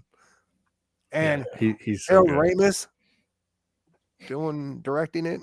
Oh, did he direct this one? Okay, I know he did Animal. He worked on Animal House. I know. He did Animal House, and then he did this one right after. Okay. Yeah. So. Yeah, it was like his second or third movie he did. What's up, Stu? A Cosby sweater. A Cosby sweater. Yep. Yes. What's up, bottom tier collector? What's going on? Yeah. I mean, Dangerfield had that. He had what was the other movie he did? Back to School. I like was it Ladybugs or yeah. That with Jonathan Brandis, who's now gone. Oh who's man, now gone dead too now. soon. Yep. Gone too soon, you know. But yeah, good pick, Matt. This is one that I have not seen in That's a long while. But I haven't seen that in probably 20 years. It's a lot. And the second one didn't really great Chevy Chase performance. I don't think you mentioned Chevy. He was only in the second one for like a no, like a bit part. And then the guy who played the caddy that replaced Dangerfield because he hurt his arm. I don't remember that part. Dangerfield hurts his arm. Yeah, it's where he fakes it. He fakes that he hurt the arm. Oh, at the end, he comes in the competition. Sure. Yeah, and he gets the main character. Yeah, the main caddy kid comes in and finishes the hole and beats the judge for all the money. Dr. Reaper. Yeah, so good. Great movie. Yeah, great pick, Matt. That's awesome. All right, number 25, Carlito. Oh, me again? Yeah, always. Damn, we're having so much fun, and I got to bring a downer in here. But I got to tell you, downer? Typical. I couldn't have not had this in my top 25, and this is going to be controversial. But because I will admit, I can see how some people would not want to rewatch this a lot. But to me, it's one of those films that is. I don't like to say any movie's perfect, but it is damn near perfect. Mm-hmm. Okay. Soundtrack, score, cinematography, acting, set pieces. This feels like a Nolan era, political aspects, generational, and also somewhat comic booky, a little bit loosely based. Joker by Todd Phillips. Ooh, okay. I know you really loved this movie when it came out. What was it that hit you? What was it? I mean, I know it has like that falling down vibe, right? What was it about? So I think it was 2019, before the pandemic, and I took my brother to this. I took multiple people to go see it for their first time, and I loved it. And granted, not everybody felt the same, but no, I didn't even bother to see it. Yeah, so for me, I think it was a total shock to the system because I was not down with a Joker origin story. I was not down with Todd Phillips being a director of it. I just was like, okay, Joaquin Phoenix is great, so I'm gonna go. And plus, I thought, De Niro's in it. It is Joker. De Niro's in it. Like, but it can't be awful, and it just blew me the hell away. Like viscerally in my bones and body and brain, like I could just feel the tide kind of turning a little bit. But did it give you a good origin? Was the origin story good? Yeah, it was like an Elseworlds type origin. I thought. I mean, so a fresh, different take on how, like, almost like John, always back to Nolan, but almost like a Nolan spin on it is to like, in reality, how could a Joker kind of manifest? Oh, okay. Instead of like, which I understand comic people book tied, And I understand people feeling like I don't need that. Like it's not necessary. I don't like, and that's me. Like I don't love Killing Joke for the same reason. Like I don't want the Joker backstory. I like that he's this just agent of chaos and we don't know anything about him because that's it does tend to distill some of what's great about the character down to something that's specific, and I like the sort of amorphous versions. But the only people it's still a very entertaining film. But the only people who know the origin story are dead. Dude, he nailed it. Right. Doctor, the taxi driver nailed it. And I get some people were saying like it's a ripoff of Taxi Driver. I feel like that's the boomer type that's responding to that. What's that other movie? What's that other movie? One about the King clown? of Comedy.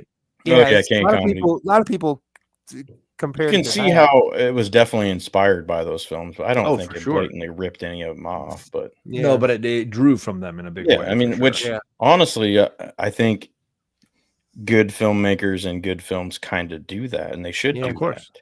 but It's why do a sequel? inspirational, you know. But Yeah, why but do they do a sequel? I'm not going to talk about the sequel. But I will say, in my head Because they canon, cashed in, they made there's that, only made that one money. Joker movie in my There head you go. canon. That's all I'm going Same to with say. Jaws. I feel the same way about Jaws. But Oh, yeah, Jaws. I think the score and just Yeah. God, Yeah, but only Hildemore or Joker. something, I don't know, is totally different composer for this, but Yeah, just nailed it. Just like you could Absolutely. for me. So, and I like the ending was kind of, I don't know, the unreliable narrator thing. Like you just take a whole deep Yeah. dive into, I don't know, it's just amazing. And they should have just left it as that one film. sort of like. And I the kind of told Batman. myself I knew I should not have seen Joker 2, but I punished myself anyway. But at Yeah. least I can compartmentalize and say that's not part of the So canon. who was the best Joker out of the three? Oh God, see, no, don't do that. And I I think had a I problem. think it's like asking the favorite Bond. I think the problem is you tend to pick the ones that had the better screenplays, not necessarily the ones that were the best Fair. performers. Although with Bond, I don't do that because Pierce is my guy. So, and he definitely did not have the best. Yeah, screenplays. Daniel Craig. I I think mean, Daniel George had some of the best Lazenby. scripts. George Lazenby. so there you go. obviously, I'm kind of more partial to Heath Heath has Ledger's the best portrayal. screenplay for sure, and The most anarchist, the total. But which one was I don't know. closest to the Joker? I would say general? Heath was probably closer in general. I'll just This give is a mine to Mark totally Hamill and different. walk away. This is a I didn't- totally different. Well, I guess if we're counting, Mark Hamill's Mark Hamill wins. Oh, yeah. unbelievable. Because I don't like. gonna- He is like when I hear the Joker in my head, Yeah. that's who I hear. Is Mark which Hamill. one was the other Joker? The one in Jack? the Jack Nicholson. no, the I mean, one I in love. the Suicide Here's my Squad. thing. Thank God for Jeff Johns Jared and Leto. the whole three Jokers thing. Leto's Joker was terrible. Because I always tell people three Jokers in my head. Nicholson, Ledger, and Joaquin. I think if you count animated, Hamill's obviously the best. But yeah, but I think those three, they had a little bit of everything. Yeah, of the Joker. I think different takes too. Yeah, the Joker could be just whatever you want it to be because the only guys who know what the Joker actually is are dead. Right. Well, and Nicholson's like more the kind of gangster, ruthless version, and then Ledger's the anarchist, unpredictable, like cog that's thrown into Batman's wheel, and then Joaquin's more of a like realistic, like could happen in the real world sort of Joker. I love all of them, to be honest. But Joaquin was just, oh my God, he was amazing in that. What are we on, 24? I'm gonna move us on to my first black and white movie. Actually, it's my only black and white movie for this round. Yeah. It might be my only black and white movie for the next round as well. I got movie 12 Angry Men. The original. That's awesome. So good. It's spectacular. It's the budget couldn't have been high for that. The stage per play is marvelous in its own right, but the cinematography and editing and design by Stanley Lumet it just is so superb. Fonda is so amazing. It's one of those movies that stands the test of time. I think is just as relevant today as it ever was. And I can watch it. I can even watch other versions. I know that they had the George C. Scott version later on, with Jack Lemmon and George C. Scott in the two lead roles. It's hard to argue against that, but the original cast is kind of. He's a good arguer. I'll give him that. Henry Fonda produced it. Yeah. I mean, it's so one of those movies that I just think is. It had a budget of required. It only had a $300,000 budget. Yeah, I mean, it all takes place, basically. It's one room. It's one room. You pay for the actors and you pay for that amazing story. That's a script. It's just. It's really concise screenwriting. Really great plot and twists and pieces that build on one another. And I've seen stage productions, and I've never been disappointed. even when the actors are not of the caliber of Henry Really? Fonda or Jack Lemmon or whatever, the quality of the story is Yeah. so strong. You're gonna get sucked in no matter what. I believe So that. Boris Yeah. Kaufman was there. I think Nolan should watch 12 Angry Men before he does his next movie. I don't think it has much to do with the Odyssey, but No, I mean, it's kind of opposite. simplify things for him. Take it down, Try and really take put it some Yeah. restrictions take it on his down a little filmmaking. bit for some people. Well, his next movie might be James Bond. So goodness. God, I would love that. Actually, I'd love to see him do a horror movie. he wants to do You- it. Spielberg wanted to do it too. You'd so, want to see him yeah. do anything. Come on, get That's out of here. true. I'd probably even watch a porno if he did it. There it is. They would just be told backwards. It'd be really Oh confusing. God, that'd be weird. All right, Mango. number 24, buddy. All righty, we have the great cast, a military movie, Oof. and it's Kelly's Heroes. Oh, so Ooh, good. wow, good pick. So Donald good. Sutherland makes that movie. Oh man, R.I.P. Donald Sutherland. Yes, sir. Yes, and we have one of the greatest actors of all time in there, Eastwood. Yep. My dad made me watch that as a kid, and Yeah, I I hated him did for too. it. But then now I love him for I it. just love that movie. Yeah, that's. But it's like when you're a kid, it's like I don't want to sit down and watch this movie, you know. I know that's like my dad. He'll like watch this. You know, my uncle could watch a James Bond movie in like 2 minutes, like watch it for like a couple seconds and go, "Oh yeah, that's blah blah blah," Mm-mm. and I'm like, "What? What? What do you mean? You already know what it is." By the way, can't bottom remember. tier. Not Kelly's to interrupt you, Matt, but bottom tier nailed it earlier on the Joker. The Nicholson comment. I think that's probably more accurate than what I said. So Yeah, the comic one. Yeah, that's what I was thinking. When did you first see Kelly's Heroes? When I was a kid. how old do you think you were? I don't even remember. Probably. Because when did that come out? 1970. Yeah, that would be Don when I was. Rickles, Carol O'Connor. Oh yeah, Rick Wallace. Carol O'Connor played a great part in that movie. You know, I loved Rickles. I miss Rickles. and Rickles, I miss him. Yeah, I liked him when he was Him on Craig Ferguson. when he was in the Toy Story movies. He was great. Yeah. God, I haven't seen this movie in so long. I feel like I watched Dirty Dozen with some of the Yeah. similar concepts. I watch a lot Yeah. more often. I think I've seen that more recently. Yeah, Dirty Dozens I've seen a few times, but I've seen this more. But yeah, I just love this movie. Oh, good for you, JP. But There you yeah, go. Now you got something to add to your watch list, JP. I know that you're now like moving out of your little post-surgery quarantine, but maybe you can add this to your rotation. yeah, but And yeah, one of the first we haven't had a ton of war movies, although I guess you could count Lawrence of Arabia as a war movie. We haven't had very Yeah. many. I feel like I'm my trying to next see if 10 I are going to had be any. stacked with war films. Well, if I had a war film, But they've as I've gotten older, they've moved down my list, I will say. But yeah, I guess Nope, you couldn't count Three I don't think Musketeers as a war Gene movie. Wilder. no. Three Musketeers, I guess you could technically, right? Could Yeah. you? Well, yeah, I guess technically. Oh, Good Morning Vietnam. I had Yes, that on my that's list. a good one. I had You that did on have my that list. one. Yeah, that was one. So, but yeah, I could have put any war. I mean, there's a bunch of good war movies. Bridge over River Kwai. Paths. Oh, good one. Yes, I bumped Paths of Glory, the Stanley Kubrick film, early on. That was a movie that was like on the cusp for me. But in the end, it was not. It doesn't have the same watchability for me. What's that? Didn't somebody have Glory on Yeah, their I list? think John had Glory on his. Did I have Glory? I thought you did. You're right. I Great. did. Dude, that's Yeah, I was thinking totally, about that. totally worthy. Good one. Yeah, but yeah, that's probably the best of military movies I've seen in a while. Awesome. I gotta say, besides Crimson Tide, I've tried to keep my list fairly military light. It's Yeah. just So what you I love, figured right? John So- and you would have pretty much the What? ones I would have had. So it's like, yeah, I'm gonna if I'm gonna cut Yeah. something, I'm gonna try to be different. But Oh yeah, I don't know that I have very many more war films in my list. I don't think at I all, have actually. any. I don't think after this, I don't think I have any. All right, so Carlito, what's your 24? 24. This is one that again totally blew my mind. Unfortunately, I think I saw this on streaming for the first time, I believe. Trying to remember. Yeah, I don't think I was able to see this, catch this in theaters. I missed out on it in theaters, I believe. I could be wrong. Maybe it was the second one. I know there's one of the first two that I was late on, but Another Keanu film. The beginning is very hard to watch, so the rewatchability factor is not quite as good, but a little bit better than the Joker. John Wick.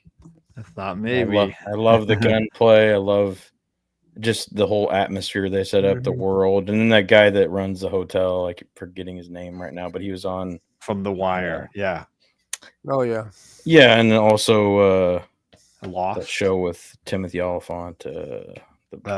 Was he on Western?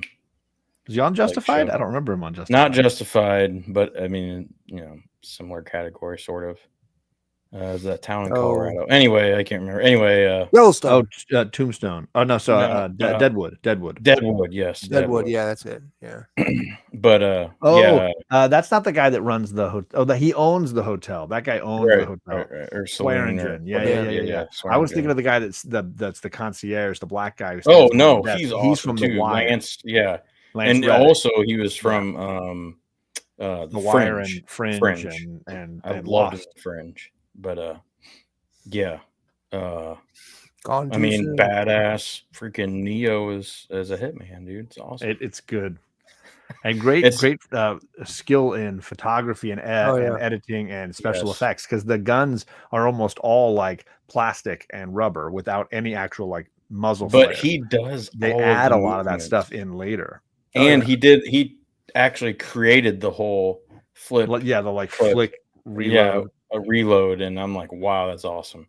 I mean, even gun owner people were talking about that, so yeah, it's pretty impressive. Between that and his Matrix stuff, yeah, they made movies different. I think he's doing all right. I think every movie he's stole from those movies, But I mean, that one is the one out of the John Wick series that has the emotional tie-in. Oh yeah. So not the original one. I mean, dude, it just killed. I mean, I almost turned that movie off watching it the first time. Wow. Because for me, like, something happens to dogs or cats, like it bothers me in movies. But at least with this one, it served a purpose. So I kind of appreciate that. But it's a tough rewatch, man. Really tough. I like the people commenting on where they put certain war movies in there. Yeah, We Were Soldiers, I think. We Were Soldiers. There. Yeah. Oh yeah. What was the other one Eastwood just did? Eastwood just did one. The juror, the juror number 5 or something with. He did a military movie, the one where. Flags of Our Fathers was quite a while back. The one with Sands of Iwo Jima. Spider-Man. Flags of Our Amazing Spider-Man, dude. The pacifist, right? Or no, that was Mel Gibson. That's Mel Gibson's one. The one where he was the conscientious objector, but. Yeah, what was that called? I'm struggling to remember it. Hacksaw Ridge. Hacksaw Ridge. That's it. Yeah, that was it. Yeah, I just now. The older I get, the less pro-war I am. So that's why I try to. Apocalypse Now had a great soundtrack. But, I mean, yeah, it had a great everything. Yeah, Stanley Kubrick. Except for some behind-the-scenes stuff that was terrible, but other than that, it was pretty awesome. That's what I heard. Yeah. All right, I'm gonna go to my number 23. Ooh, 23. This one is a movie that I know a lot of people in this community talk about a lot as being one of their favorites. So I love a good sci-fi. This is The Thing. John Carpenter. John Carpenter's original. Of course. Well, no, it's technically not. It's the sequel because there was an old black and white film, The Thing from Outer Space. Oh yeah, I remember that. And then The Thing, and then the sequel, remake, whatever film, and then the TV show. Prequel. So good.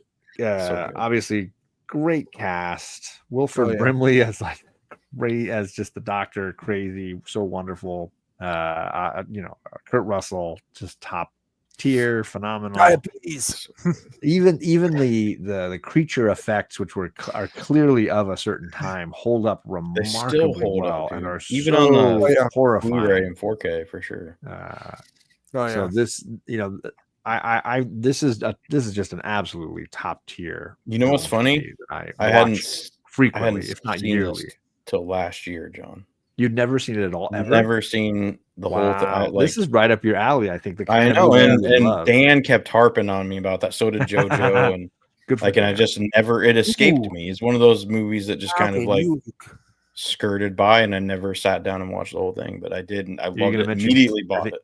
He's going to mention Keith David, I think. Oh yeah. Oh, Excellent. you see, Sorry, Matt. Oh, you see the comment?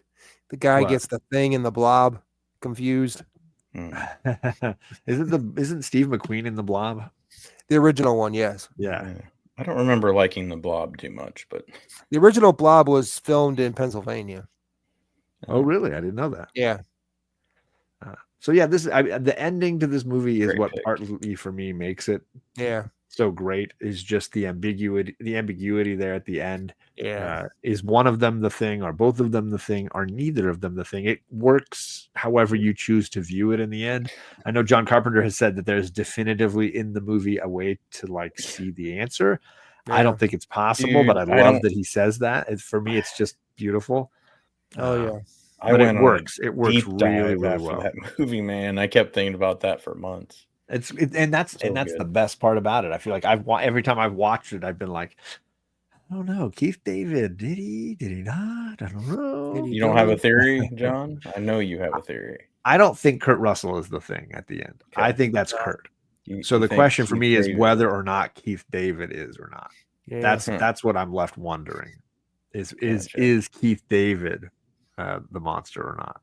I can send you a whole list of YouTube deep dives on it if you want. Oh, I'm sure there are plenty.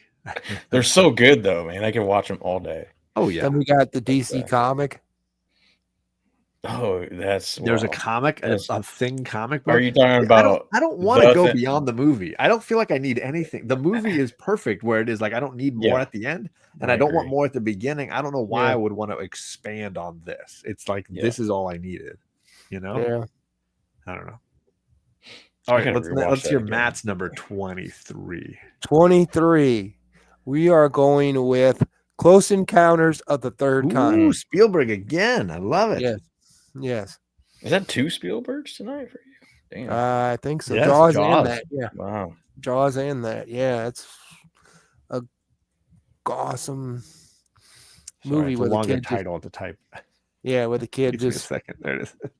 where the kid ends up, playing the music and all that. And I have So not good. watched that in quite a few years. Yeah. I feel like I should show my kids. still that. I don't know remember how the- bored would they be though. I don't know. I still remember the part where he built the thing in his living room. He built Mashed the mountain. potatoes, and then and then Yeah. he brings he's like using the hose through the window. Yeah. Like, I'm I just think you're- like, I think your kids would appreciate it, John. They're well beyond their years, so I okay. think they would appreciate it. it's a great movie. I Yeah. mean, it almost got bumped off for Charlie might be bored a little bit, but Yeah, for the Actually, black she's hole. the one that likes the old black and white movies. So Really? she'd probably be the Yeah. most down. Yeah. I don't know. I haven't Yeah, seen them on your channel forever. I have no idea how they are now. Yeah, Charlie's the one that's watched pretty much all the old Basil Rathbone black and Okay, white okay. Sherlock movies. But I thought Like, Kate was she's- watching like X-Files and stuff. No, not so No. much. Okay. I tried to get them into X-Files. They only watched one episode. I didn't. Mm. Those first few episodes, they're still figuring it out. No, The X-Files first is season's good. a little. it's just got to be put on DVD so I can own it. Hmm. It's on Because Blu-ray. it's on out of print, Hmm. so it's cost way too much to get right now. Damn, Sure. I'm glad I bought that Blu-ray set. Yeah, that's I used what to have it on VHS, then DVD, then Blu-ray. Yeah. What I like about Close Encounters is some of the slow build sequences, Oh, like the car and it's rattling, and then like Mhm. stuff starts moving around, and then the light hits, and then it like sun burns Yeah. his face, and there's that whole opening sequence where he's chasing in the car across the desert. I just love. I think that's like Spielberg's like first incarnation of like getting to ET eventually. Oh, sure, absolutely. So I think he started with that. It's sort of like what they say with Spielberg doing like those mouse hunt and all that. Okay. The Stuart Little movies. When he did Okay. all those movies, it was like leading up to eventually getting to a Pinky and the Brain animated movie. They never got to that point. The actors always said that every time they think they're going to do something like that, he comes up with another movie with more technology, more better. And they think that, okay, this time it's going to happen. And then it's like, oh, we're doing Mouse Hunt and Stuart Little. And all this other Funny. stuff. So because I mean, a lot of those are movies that he produced that he didn't direct. Yeah. Because he yeah, was it's like he comes up with the stuff, and it's like young this one. Sherlock Holmes and stuff where he Yeah, was yeah. like, Young Sherlock Holmes was a great movie. I bought it on Steelbook. sure. Yeah, Industrial Light and Magic worked on that movie. That because it was the birth of a lot of technologies. Yeah, because for it sure. did that window pane with a knight The came out of the stained window glass pane. night that was like Stained glass, and some of the stuff he did in this movie was phenomenal. On what he did. Spielberg And could Gore's come up like, with. oh, they kept that movie there forever. I couldn't see any other movies but Close Encounters. Back in the day, movies used to stay in the theaters way longer. I missed the freaking. I was talking to my buddy the other night. I missed the what they call like the dollar theaters or whatever, where they used to have reruns of older films. Yeah, we used to have a couple of they those. all closed down, man. Yeah, one became a school, became part of the school, and the other one they tore down altogether and put like apartments or something on it. Yeah, I think all the ones around here became like a warehouse or something industrial or something. Yeah, stupid. But anyway, stupid. All right, Mr. Carlito, number 23. 23. Michael Jordan's number. Another. That's kind of another Denzel film. Oh. Another Tony Scott film. Mm-hmm. Oh, I know this one. Do you? I think so. This one is I think it's a lot deeper than what most people kind of take it for, but it also is a huge action set piece, and oh my god, you did guess it. Man on Fire. But it also has that little blonde girl that is a huge actress now too. Dakota Fanning. Yeah, she's pretty good.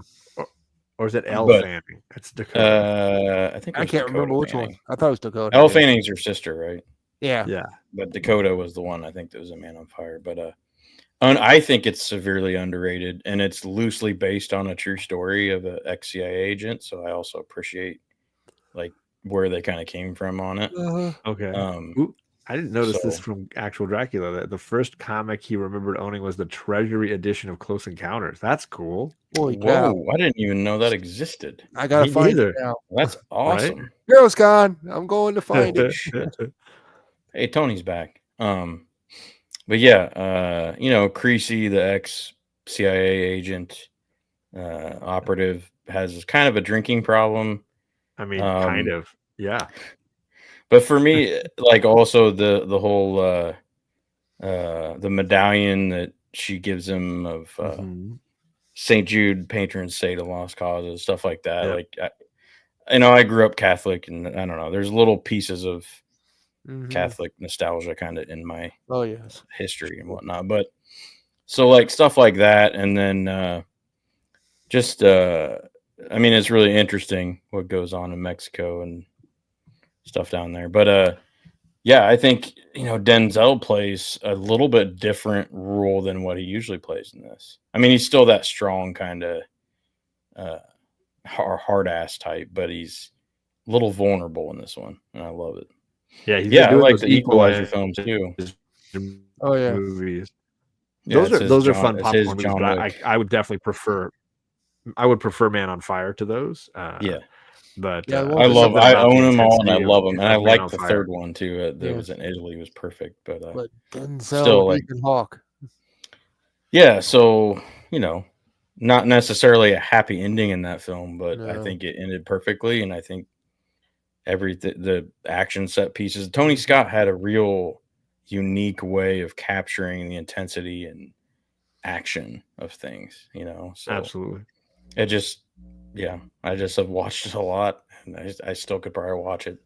Were you upset when you first watched it that the girl wasn't dead? Because that bugged me the first time I watched it. Actually, now that I think about it a little bit, maybe I was a little bit upset about that. But at the same time, I did hear that it's a remake and that Scott Glenn was in the original. I've never seen it. That's true. I never saw it either. Well, actually, that's wrong. I saw it after I saw this one, the Denzel, so it didn't hit the same. But yeah, I mean, the first time, I mean, I got used to it. No, I felt later exactly watchings, it didn't bother me. But that first time, I was like, Come on. kind of pit. Yeah. You killed the golden retriever at the beginning of the movie. Right. Just own it. Just own that that's what's driving the movie. You don't need to bring the golden retriever back at the end. Yeah, no, I get that. But after consecutive rewatches, it kind of became I grew accustomed to it. I could see what they were doing. I can see what they're doing. So yeah. All right. Mine on number 22. My Gene Hackman pick is The Conversation. Yes. Oh, Harrison Ford in a small little role. Robert Duvall. Isn't Monica Bellucci in that? No, she is not. This movie is Monica Bellucci was probably a baby if she was even alive at this point. Never mind. I'm thinking of a different movie. The 70s here. I'm a big Coppola fan. I know Gore was talking about Apocalypse Now earlier. This is my one. Well, I don't want to say my favorite Coppola film, but it's certainly the Coppola film that I feel like gets me at most intensely with like that thriller vibe. Better than Godfather. Well, I mean, from an intensity standpoint, absolutely. And the way it gets under your skin freaks you out. It's horrifying in several different sequences. And then the ending, of course, where he's playing the saxophone or clarinet or whatever, and then the room is all torn apart. He's just gone mad. Absolutely fantastic movie. And Harrison Ford in a really great role, underappreciated, odd kind of role. Robert Duvall, wonderful performance. And then, at the core of this is R.I.P. Gene Hackman, really just carrying this movie as Harry Call. And I know a lot of fans of The Enemy of the State that he did later on with Will Smith, which is kind of like an unofficial sequel to this movie. It's like The Rock is a sequel to to James Bond, to Connery's Bond era. But if you've never heard of this movie, I highly recommend you check it out. If you're a Coppola fan, you've seen Godfather, Apocalypse Now, but you've never heard of The Conversation. It's a real great testament also to perspective, because the movie is really just repeating the same scene 2 or 3 times. I think it's 3 times over, where you see Gene Hackman editing together The Conversation. And the first time you think they're saying one thing, the second time you realize maybe they're saying something different, and the third time you realize what they're actually saying. And it's wonderful. The use of the same chunks of dialogue played again and again. But when you know what they're talking about, you understand what they're trying to say. And powerful, really, really wild. Oh, yes. And great movie. Just, cinema masterpiece, a wonderful use of sound. So there you go. A little pick, my Gene Hackman. We all had a little Gene Hackman tonight. Heck yeah. Oh, yes. All right, Matt, what is your number 22? 22. We go in the Wayback Machine. Oh, back to the 90s. Okay. I just came from the 70s.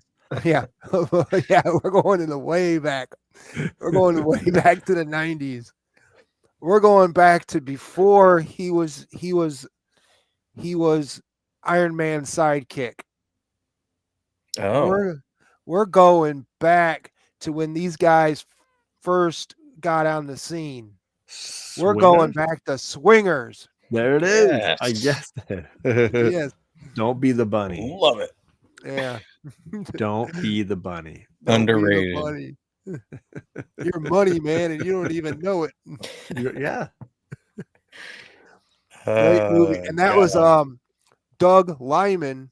Yeah. He didn't want to be called director, but they consider him director, but he was like film something or other. He didn't want to be called director because Favreau wanted to direct it, but didn't know how to direct back then.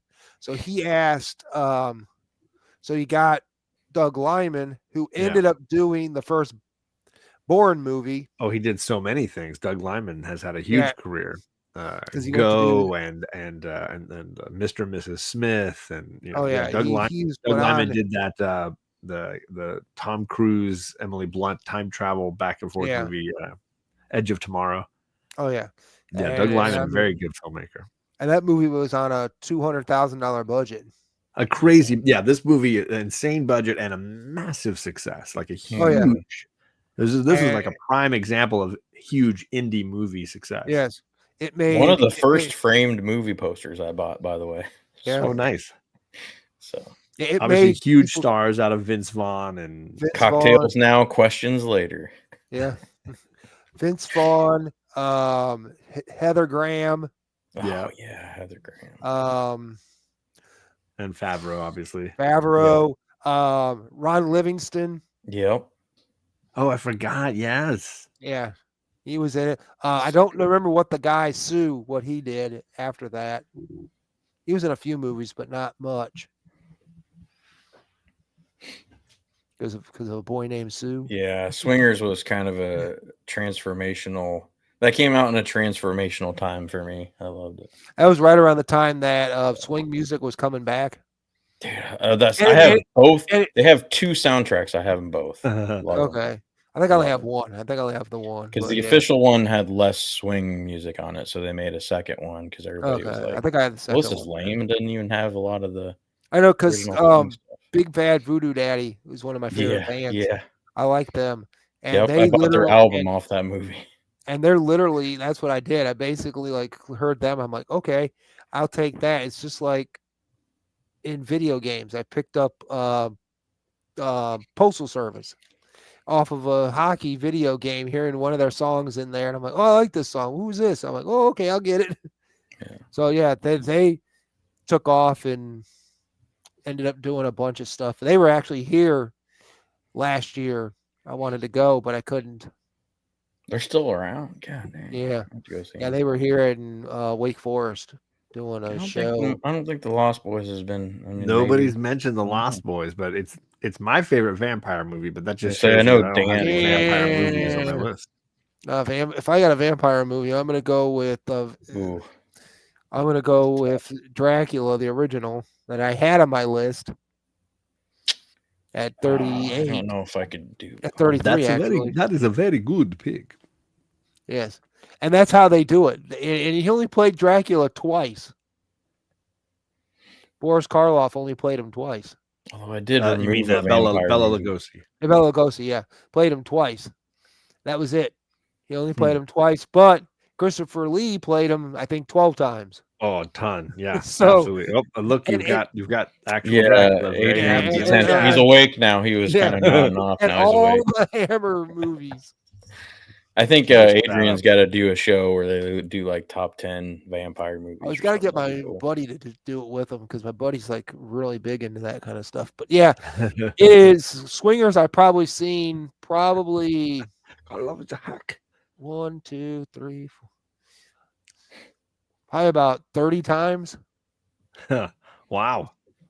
I just keep watching it 30 all the time. Times. Yeah, I've seen that movie so many times. I've seen it a lot. I don't know if I could say 30 though. Yeah, I've probably seen it about 30 times. My top 10, I've seen the most. Well, we're almost there. We're nearing the end. So, Carlito, why don't you give us number 22? 22, baby. 22. Now it's time to go full on goofy. Get serious. And quotable and replayable and rewatchable. 22 for me. This is maybe my last comedy. Ooh, comedy. Could be. I think maybe it might be my last comedy. It's definitely the one that I can quote from beginning to end. It's got Christopher Walken, Vince Vaughn, Owen Wilson. I mean, it's got a ton of Bradley Cooper's in it before he was big. It's Wedding Crashers. Greatest movie ever. Me and my buddy Mike, we watched that every night. So I used to do martini night back in the day when we had a townhome together, and we'd invite people over. Every night we'd play that. Just throw it on in the background. It's great. Good movie. A little bit more mature than Van Wilder because this was after, but still a little bit immature too. So I went to the movie theater to see that with my best friend. Yeah, me and him went. This isn't in my top 20. Over an Old School, they all kind of go together. Oh yeah, comedies in the top 20. JP's making fun of me for not having. Okay, you have no joy. No lie, for like 8 to 10 years of my life, I did hate joy. I hated comedies, and so I missed out on a lot of great comedies. Prepare for disappointment, Adrian. Just prepare now. I don't know. But I mean, we'll see. And We shall John see. Wick is not my number We one shall pick. see. So there you go. We shall see. Okay. John Wick. No, this But is yeah, this is one Great this is one that I soundtrack think- too. Great soundtrack too. So. I Oh, yeah. posted recently something to my Instagram about like how quotable this movie is and how many great lines come out yeah. of this. And I think So good. like half of them at least are just belong to Vince Vaughn. He is just so Oh, yeah. every line out of his mouth is Or when they quotable come this in, movie. like in every scene that they come into the wedding, yeah. and they just Seamus O'Toole, Bobby O'Shea. Yeah. And then the ones where I watched I always like watching the behind the scenes crap, deleted scenes. Yep. So I watched the deleted scene that they did where they did 99 Luft balloons. Okay. Oh yeah. I don't Yeah, know it. so- I don't remember that That's scene. Yeah, they cut it out of the movie. They cut it did. out.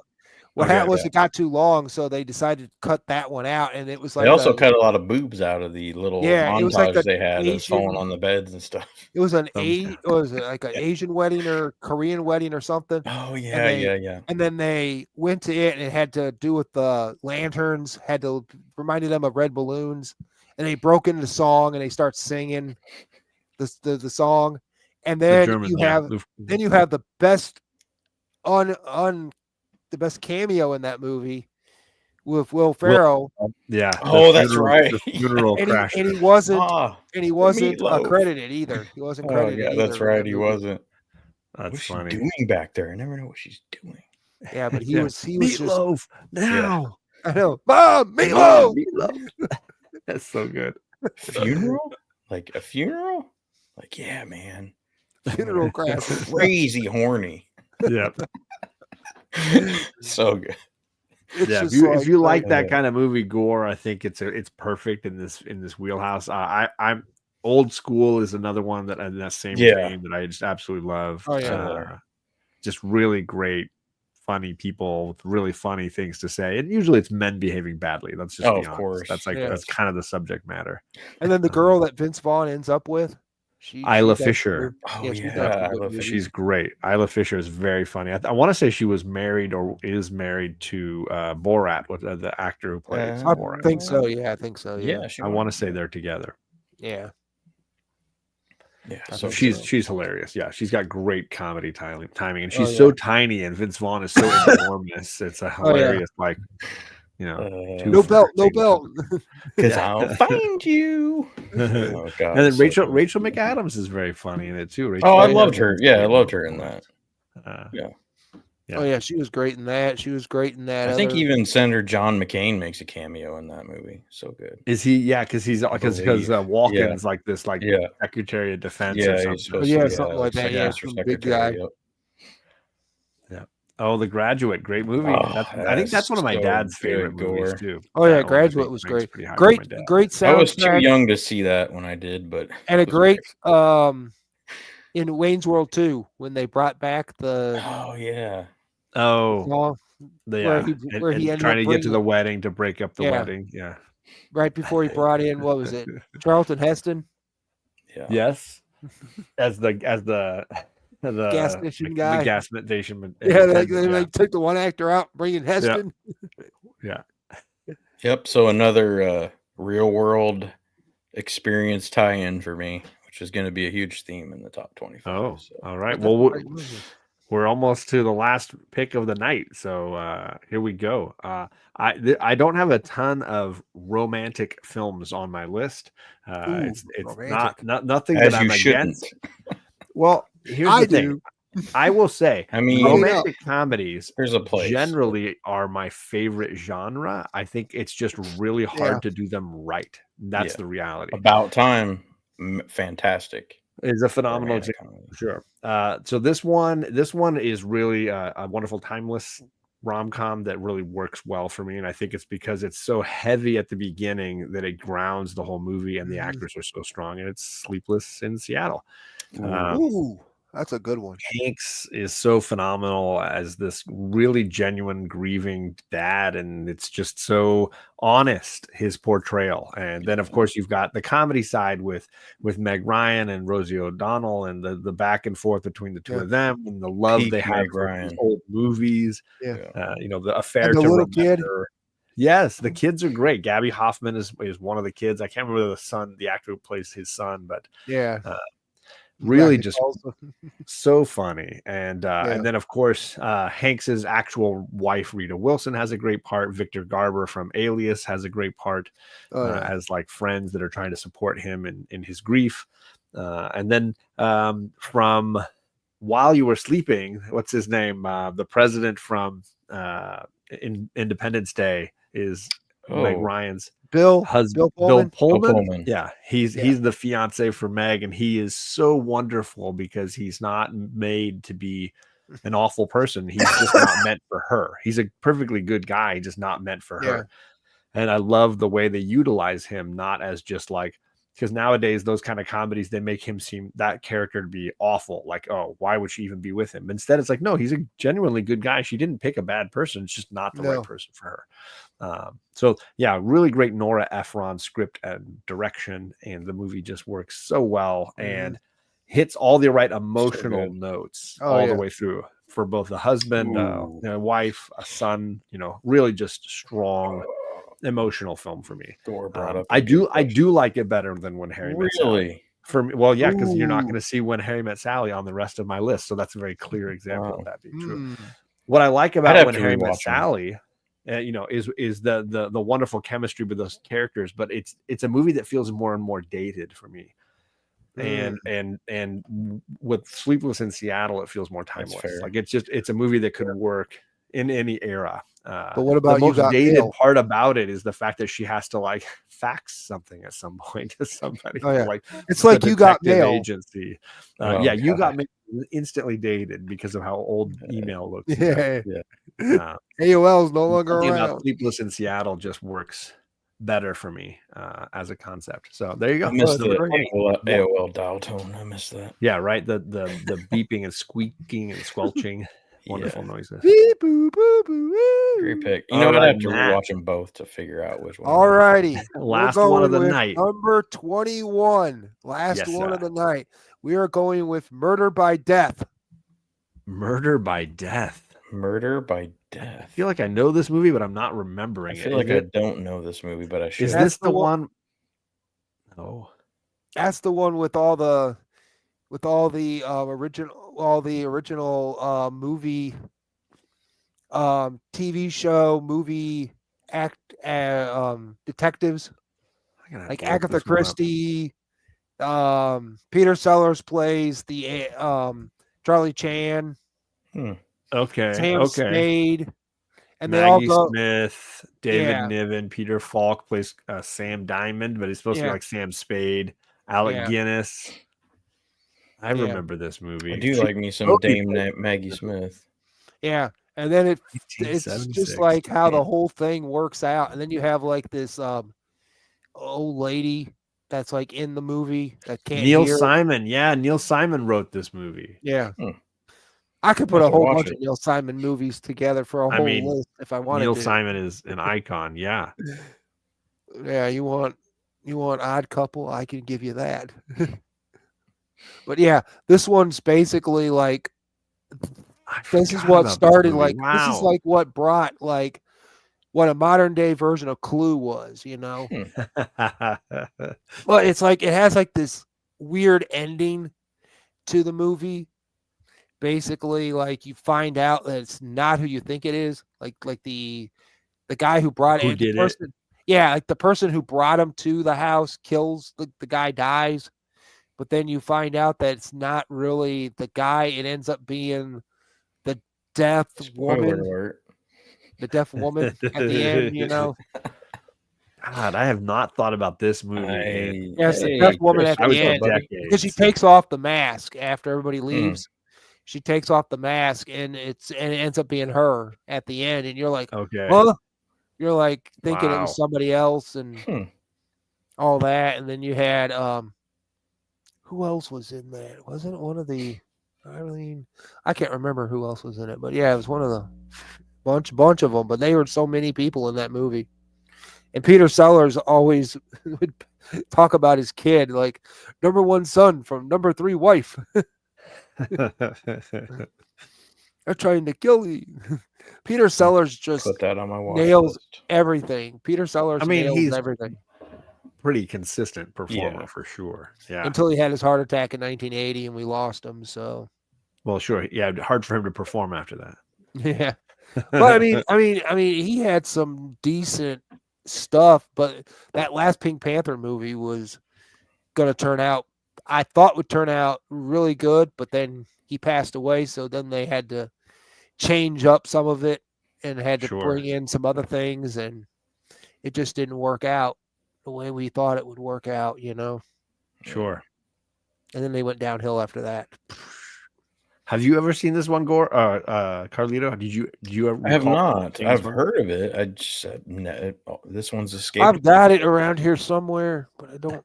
I think it's not streaming anywhere because I think I'm the sure rights it's are not, probably yeah. not just really. It was on some streaming service somewhere, but I Might be think on it was like only, Tubi or something. it was some goofy streaming service Yeah. that they had it on, and I watched it on and then it like went away. The streaming service went away or something. Oh, Couldn't use it, so I don't know if it was like one of those free streaming services that they put out. It was some movie something or other called Movie something. I forget what it was, but it was on there, and I watched it, and I was like, okay. And I watched some other crazy movie. so you haven't seen it, John? I have, but it's been a really long time. I don't even remember it super well. It's like from the mid 70s. Huh. Gore has obviously seen it. I wonder what Gore thought of it. Yeah, what does he think? Yeah, Gore, give us your. Oh, it's retracted.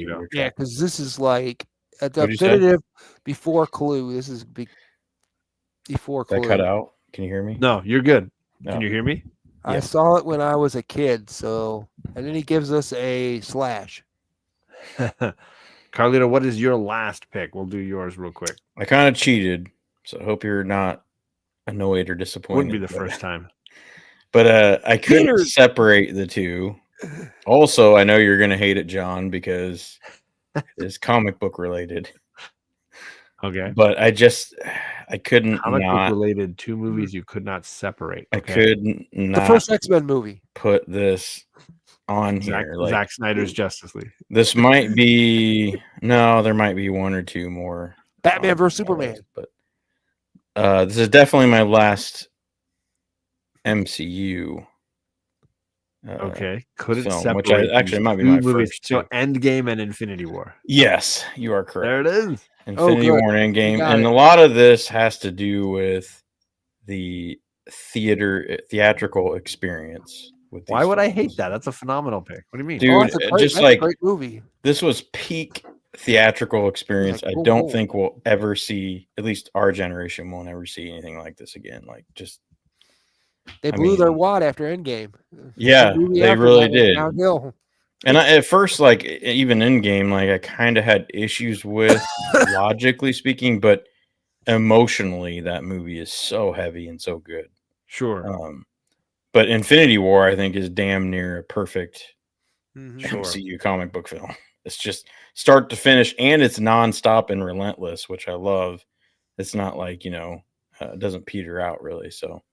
But I mean, they're not really deep films, but as far as the history of 12 years build up and right, for sure. And honestly, I had to cut Iron Man from my list, which really hurt because he's my favorite character, and I mean that movie started it all. But in the grand scheme of things, like that movie still holds up, but these two movies were just transformational cinema, I think so, and kind of peak, and it did peter out after this.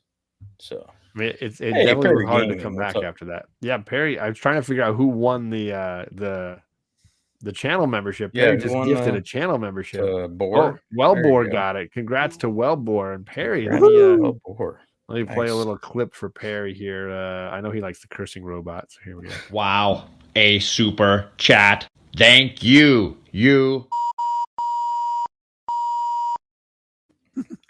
Much appreciated, Perry. Thank you, yeah, Perry. awesome. He just dropped this. He did the same thing over in Rod's chat just a second ago. I appreciate you. No, I don't win them. I want to get. You gifted it. Wellbore won it. I never win one of those things. Good to see you, Perry. Yeah, good to see you. Rod just went live, and Perry already gifted some super chats over there too. Some But yeah, memberships. we over there. have. He's making the rounds. But, He's you know, got he got his 12 screens up, and he's you know. But you know, Endgame could have been cut. There could have been some scenes where they could have like cut out a few things where it didn't make sense to. Why did we have to see him eat lunch? You know, the Hulk eat lunch and all that. What did that really have to do with anything? I don't know. That was kind of cool. You know, I mean, it was too long. Giving It was like Ant-Man a taco or whatever. I mean, a little long, sitting there eating and all that. You know, none of that stuff bothered me. I was more. Oh, bothered we're talking by about the diner. I gotcha. Yeah, I just in Endgame, I didn't. I still don't necessarily love the time travel solves all problems. I know, dude. I had problems with that too. Oh, yeah. It works. I'm willing to let it go. I'm not like Yeah. hung up on it, but it does take the movie down a little for me. I agree. In the same That's why way Infinity War is before. Yeah. So. And it's the same way that Dark Knight Rises loses some steam for me because of the whole we're going to drop a nuclear bomb plot. It's like, okay, come up with something different, like be original. That's what I liked about the first two films that Nolan did.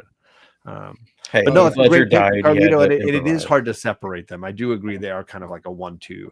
Yeah, but if I had to choose between the two, I would definitely pick Infinity War over. Sure. Oh yeah, no, that makes sense. Because they were like back-to-back movies, like one. But every time I watch Infinity War, I have to watch Endgame. Like, oh really? You're not able to stop? Not necessarily back to back, but within the week of each other. Well, the problem is you have to blame. What was that movie? No, what was that movie that everybody blamed? It was the one Twilight. The Twilight series for splitting movies up like that, you know, where they had taking one story and splitting. Never seen them. Movies. Yeah, splitting into two. I mean, Harry Potter did it with their last. Yeah, movie. they did it with Harry Potter. They did it with that, and it all did that same thing with Endgame. I don't think what happened here. It was like two movies, but you could have put them in one movie and cut out some of the stuff in Endgame. Got to the ending fight and ended it. You know. Yeah. Well, I won't disagree with that, but I think Infinity War is damn near perfect. But Infinity War is is probably the best one out of all those. I did not think they were going to do that ending, and I still love it to this day. Oh yeah, it's the heavier, darker ending. It is, and the downer, which is why you like it, especially with Disney. But, yeah, for sure. Great. And then every movie after that went downhill, except for Spider-Man's. The Spider-Man. Yeah, the Spider-Man's. You're right. Yeah, pretty much everything but the Spider-Man's kind of went downhill. I mean, I'm still for Guardians 3, but I know that it's not. Oh yes, Guardians. I like Guardians 3. I just didn't like the fact that it was more about the animals. I was down for it. I wanted more Rocket Raccoon. I liked the more. I mean, focus on Rocket. I mean, like the the other animals. Yeah, the way they were abusing the animals. Oh, yeah. Which was hard to watch. That was a lot of people didn't like that. A lot of people. Oh, my daughters were like, Dad, I hated this movie. Yeah, I liked it, but I didn't see it as like the first two movies were a fun, like they had a fun vibe. They had great music. They had great everything. It was like there for the ride. Then you had this downer, and then this new team come up, and then you're like, at the end, you're like, oh, a brand new team of Guardians. Yeah. And you're like, okay, I could get behind some of this, but then what are we doing with these other characters? They're not doing it anymore. And it's just like Captain America. He said, I ain't coming back. Chris Evans said, and they asked him, are you going to be reality of modern cinema? You're not going to keep those guys under contract endlessly. Those movies will get so expensive, you'll never make them anymore. I mean, it's like Robbie Downey Jr. You had to give him some other character to do. Sure. Eventually. And he'll probably be the best Doom they ever had. We'll see. I just hope he had one of his voice. Yeah, I want to see what John thinks on that one. That'd be great. I want to see him just do his voice. That's all I want. I think if he just did his voice and they, auto tuned it and he was able to give his performance mo capture without ever seeing his face, I'm in. That's perfect for me. That's the Doom I want. There you go. I actually like that last Fantastic Four movie. I have not seen it yet. Actually, I haven't seen any of them. I don't think so. I'm out of the loop. Well, you didn't see the first two? I might have seen the very first one way back. I never saw the second one. Never saw the remake. The fake Galactus, the one with the cloud. Yeah, I think I maybe. Ooh, I hated that. That was terrible. We all did. Yeah, we all did. But it was it was good at the point. And then the second one came out. The third one was more like what they called the It was Ultimate Fantastic Four is what it was. Yeah, that's fair. You know what? God, Iron Man might make it above this. We'll see. don't change your mind, Carlito. Don't do it. Stay strong. Everything but maybe one or two, I think, in the top 20 might change. So, well, I'm gonna get us out of here because we're about 2 hours 10 minutes. And as a reminder, there are 2 more of these shows coming along as we get into our top 20. We are now cresting that journey into the top 20 films for the both of us here. Oh yes. A huge thank you to you two guys, because this has been a whole lot of fun talking movies, and the fact that this was almost like a perfectly timed Gene Hackman fest is meant to be in a big way. We will go backstage in a second here. We'll talk about when we do the next one of these, but you can count on 2 more of these in the near future. So thanks everybody for hanging out, and we will catch you guys. Yeah, we'll catch you guys all again soon.